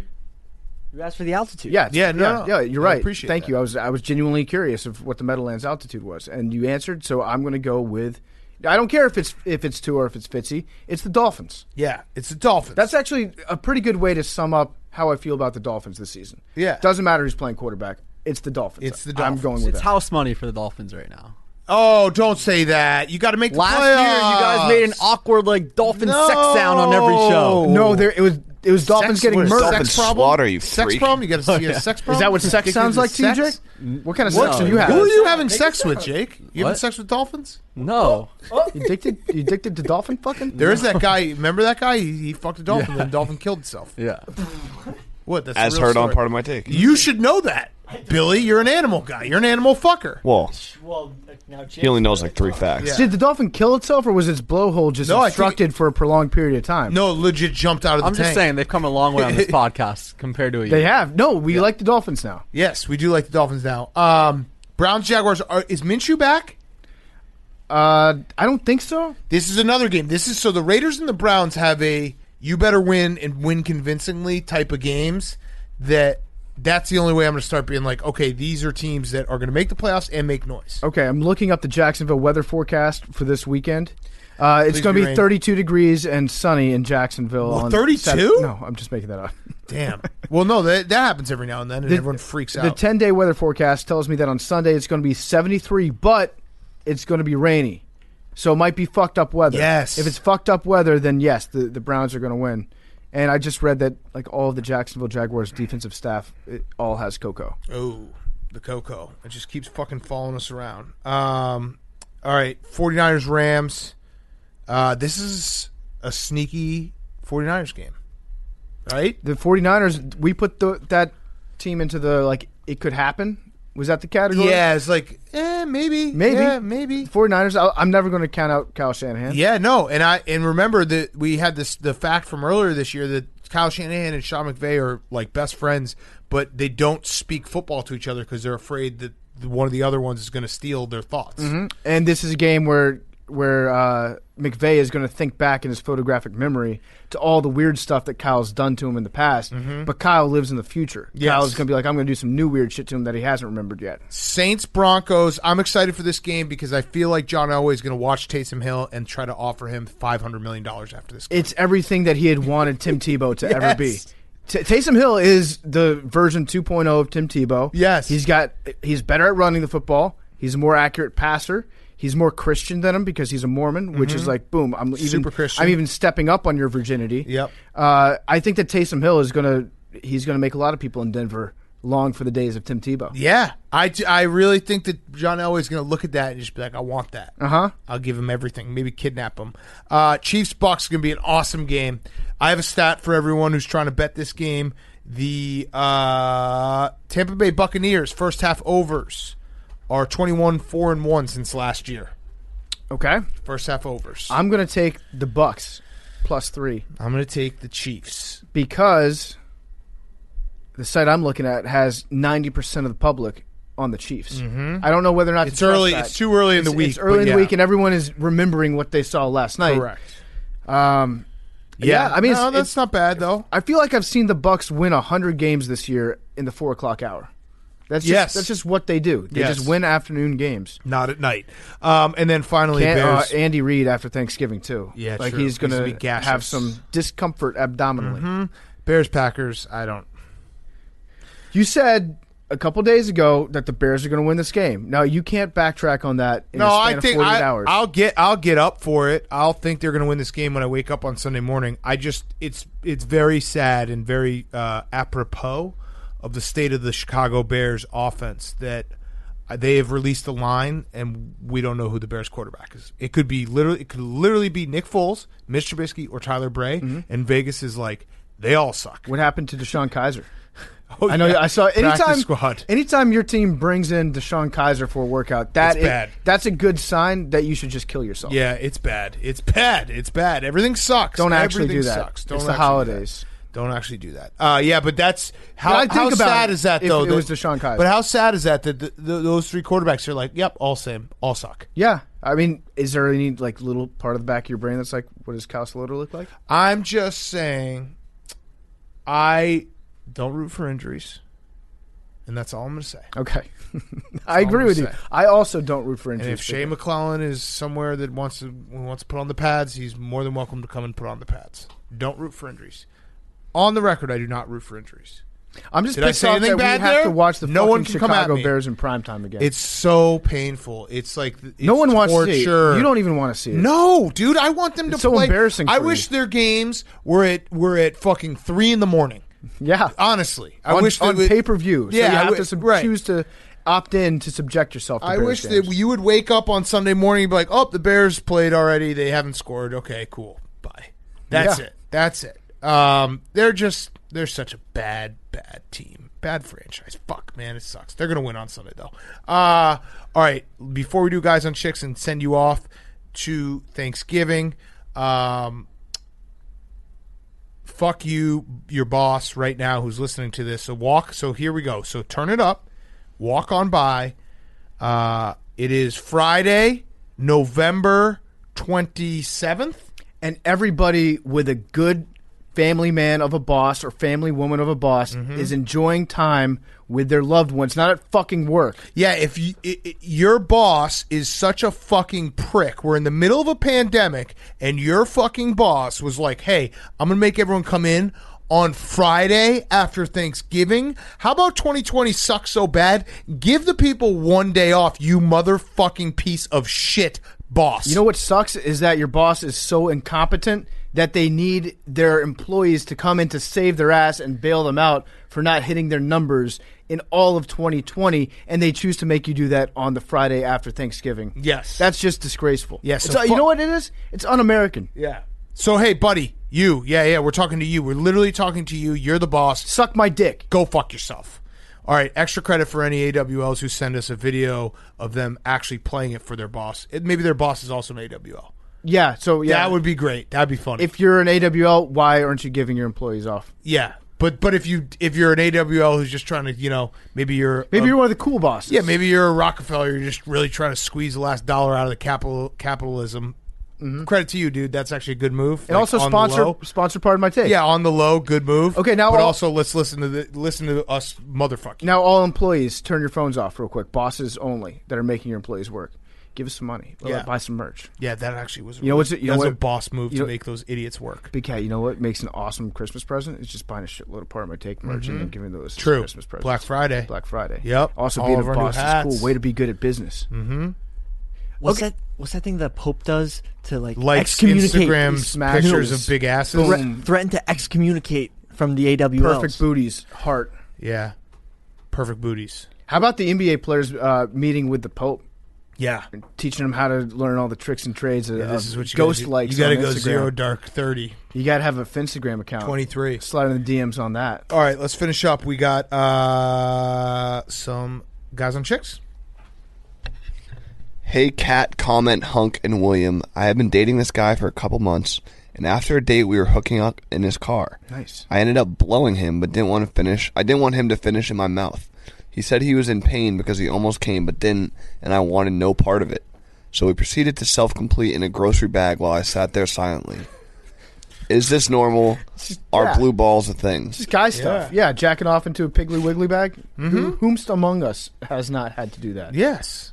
I wonder, not even driving either, just sitting there. I hope he was driving and was like jacking off into a Walmart bag while driving. It's an oversized condom. If you don't do it, it falls off. So yeah, you have to. Yeah. Science. Would Big Cat fuck a turkey? Yes. That's a good question from not a chick. Billy. It is an animal. Yeah.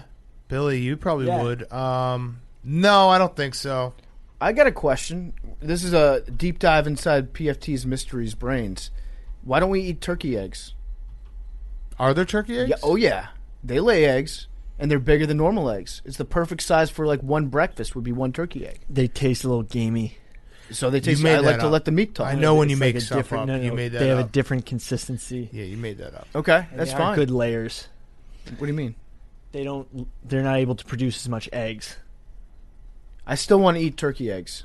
Hey, Thick Daddy Cat, Baby Honk, Leroy's best friend, and Jake. Longtime listener, first-time concern for my boyfriend. He recently got a new robot vacuum and continues to make obscene gestures and remarks regarding her ability to clean. My first concern was when he named it Red Velvet, his obsession over his favorite stripper name, and continued to say, "Oh, you're a dirty girl, aren't you?" as it started to clean up our apartment for the first time. After a couple of days of it cleaning our place, he started to take care of it and clean it every day because her suck holes are so small and cute when they'll get dogged with the smallest load. He continuously says, "Oh, baby, you're so cute when you clean up that dust," and "you suck so well." After hearing Billy's talks about subadult hens and wanting to have sex with different animals, I've gained concern that my boyfriend is just as weird as him and wants to have robot sex with our vacuum. I keep a positive mind that he wouldn't want to have sex with a vacuum, but not once has he talked this dirty to me. I don't want to break up with him over this, but I do not know how to handle his attention about how weird, uncomfortable, and honestly a little jealous this makes me feel.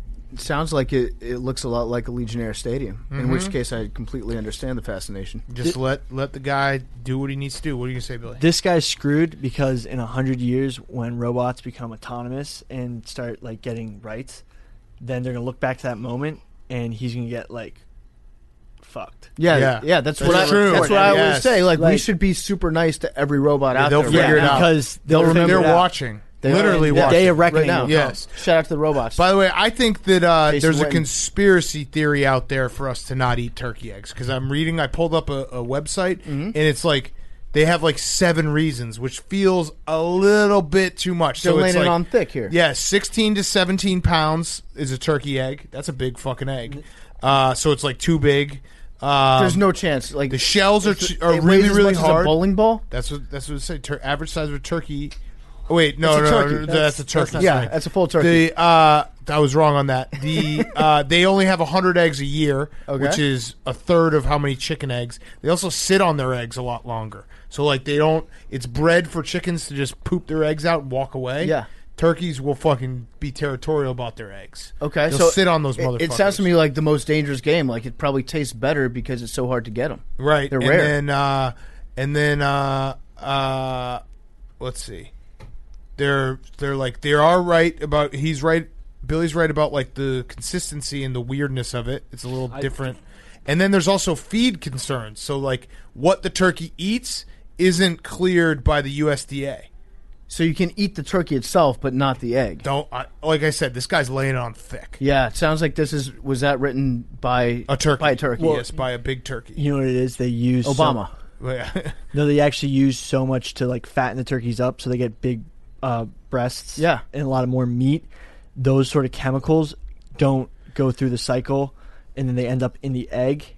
And those chemicals aren't legal for us to eat. Okay. I actually was reading about this thing that they use to bulk up pigs because it might be a bodybuilding agent. Yeah, of course. And it's illegal in all the other countries except the United States. Also, meat, it's an economies thing where turkey eggs are bigger, so it takes up more space. Like the entire operation takes up more space. They lay obviously less eggs over the year, and then meat from a ground turkey bird is much more valuable than an extra large fried egg. Right. So to me, it just sounds like a problem of nobody's figured out how to get the eggs and make money off of it. Well, because they don't lay enough. If they maybe laid 300 a year, maybe, but they're like, hey, let's just keep making turkeys and killing those things. Now I really want to eat turkey eggs because of everything this website has told me. It sounds rare. It sounds dangerous. It sounds like it's tough to get. It sounds like they've probably got more protein in them, Billy, because of the thickness of them, the gaminess. Ractopamine. Okay. Dangerous compound. Turkey eggs were on the omelets. Turkey egg omelets were on the menu of the famous Delmonico's restaurant in New York until the late 1800s. We should be eating turkey eggs. Wow. But Billy, you're right. Turkeys can't fuck because their breasts are too big. They have only artificial insemination. Yeah. Wow. They're built different. They're virgins. They're little nerd birds. All right, what else we got? Sorry, I just went down a really deep hole. That's fascinating. Turkey. Yeah, a turkey egg would cost like $2 or $3 a pop, which is obviously way too expensive for ostrich eggs. Yeah, those actually bang. Mm-hmm. Cranberry eggs. Yeah. All right, last one. Sup, Big Kitty, Hank, and Mr. Under 35. My boyfriend moved in with me and my family last May. Our bedroom is right next to the laundry room, and every time my mom goes in there to do laundry, he wants to have sex. Is it a thing for guys to want to have sex, 1, when it's easy to get caught, and 2, when their girlfriend's mom is around? I feel like he gets off on my mom's presence, and that's low-key weird if you ask me. I think he wants to fuck your mom. Mm-hmm. I think he wants to get caught. I know he wants to fuck your mom. Yeah, he's been watching the front page of UJizz too much. He's been liking Ted Cruz's tweets too much. There's a whole generation of young males out there that I feel like are too much into the stepfather, stepdaughter, agreed, stepmother, agreed, that whole environment. Agreed. Big time agreed. All right, is that our show? That is our show. So we are going to be off on Friday. We are going to be back, as always, on Monday for Sunday, for football, week 12. And have everyone have a great Thanksgiving. Happy Anything holidays. else? Anything else? Oh, numbers. 869. 18. Happy Thanksgiving. 888. To all of you guys. I don't think that's plugged in, Big Cat. 81. 86. 81. There we go. 86. Oh boy. 72. God damn it. So This game sucks, man. We suck. Love you guys. First timer. Denmark was going to kill all their minks because it might make a coronavirus vaccine not work because minks can also catch coronavirus. And then the secretary of whatever thing, they fired him. He stepped down because he was accused of killing all the minks, and it was a whole big thing. Anyway, if they did do that, Is this an animal fact or a Denmark fact? You told me to research this last time. Can you still get a mink coat? Well, no, I was thinking if they did it, mink coats would be super cheap. Buy a ton of them, and then keep them in a warehouse, and then sell them when minks You get. just described a wonderful mafia scam. I Right. love it. Then, dude, I should be in the mafia. Let's go to Buster's. We haven't been in like forever. Best day of my life. I'll give you all my prizes. Let's go to Buster's. Let's go to Dave and Buster's. Meet a Buster's.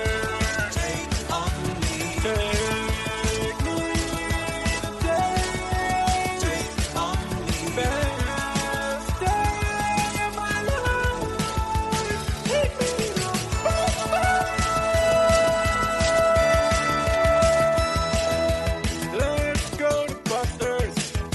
We haven't been in like forever. Best day of my life. I'll give you all my prizes. Let's go to Buster's. Let's go to Dave and Buster's.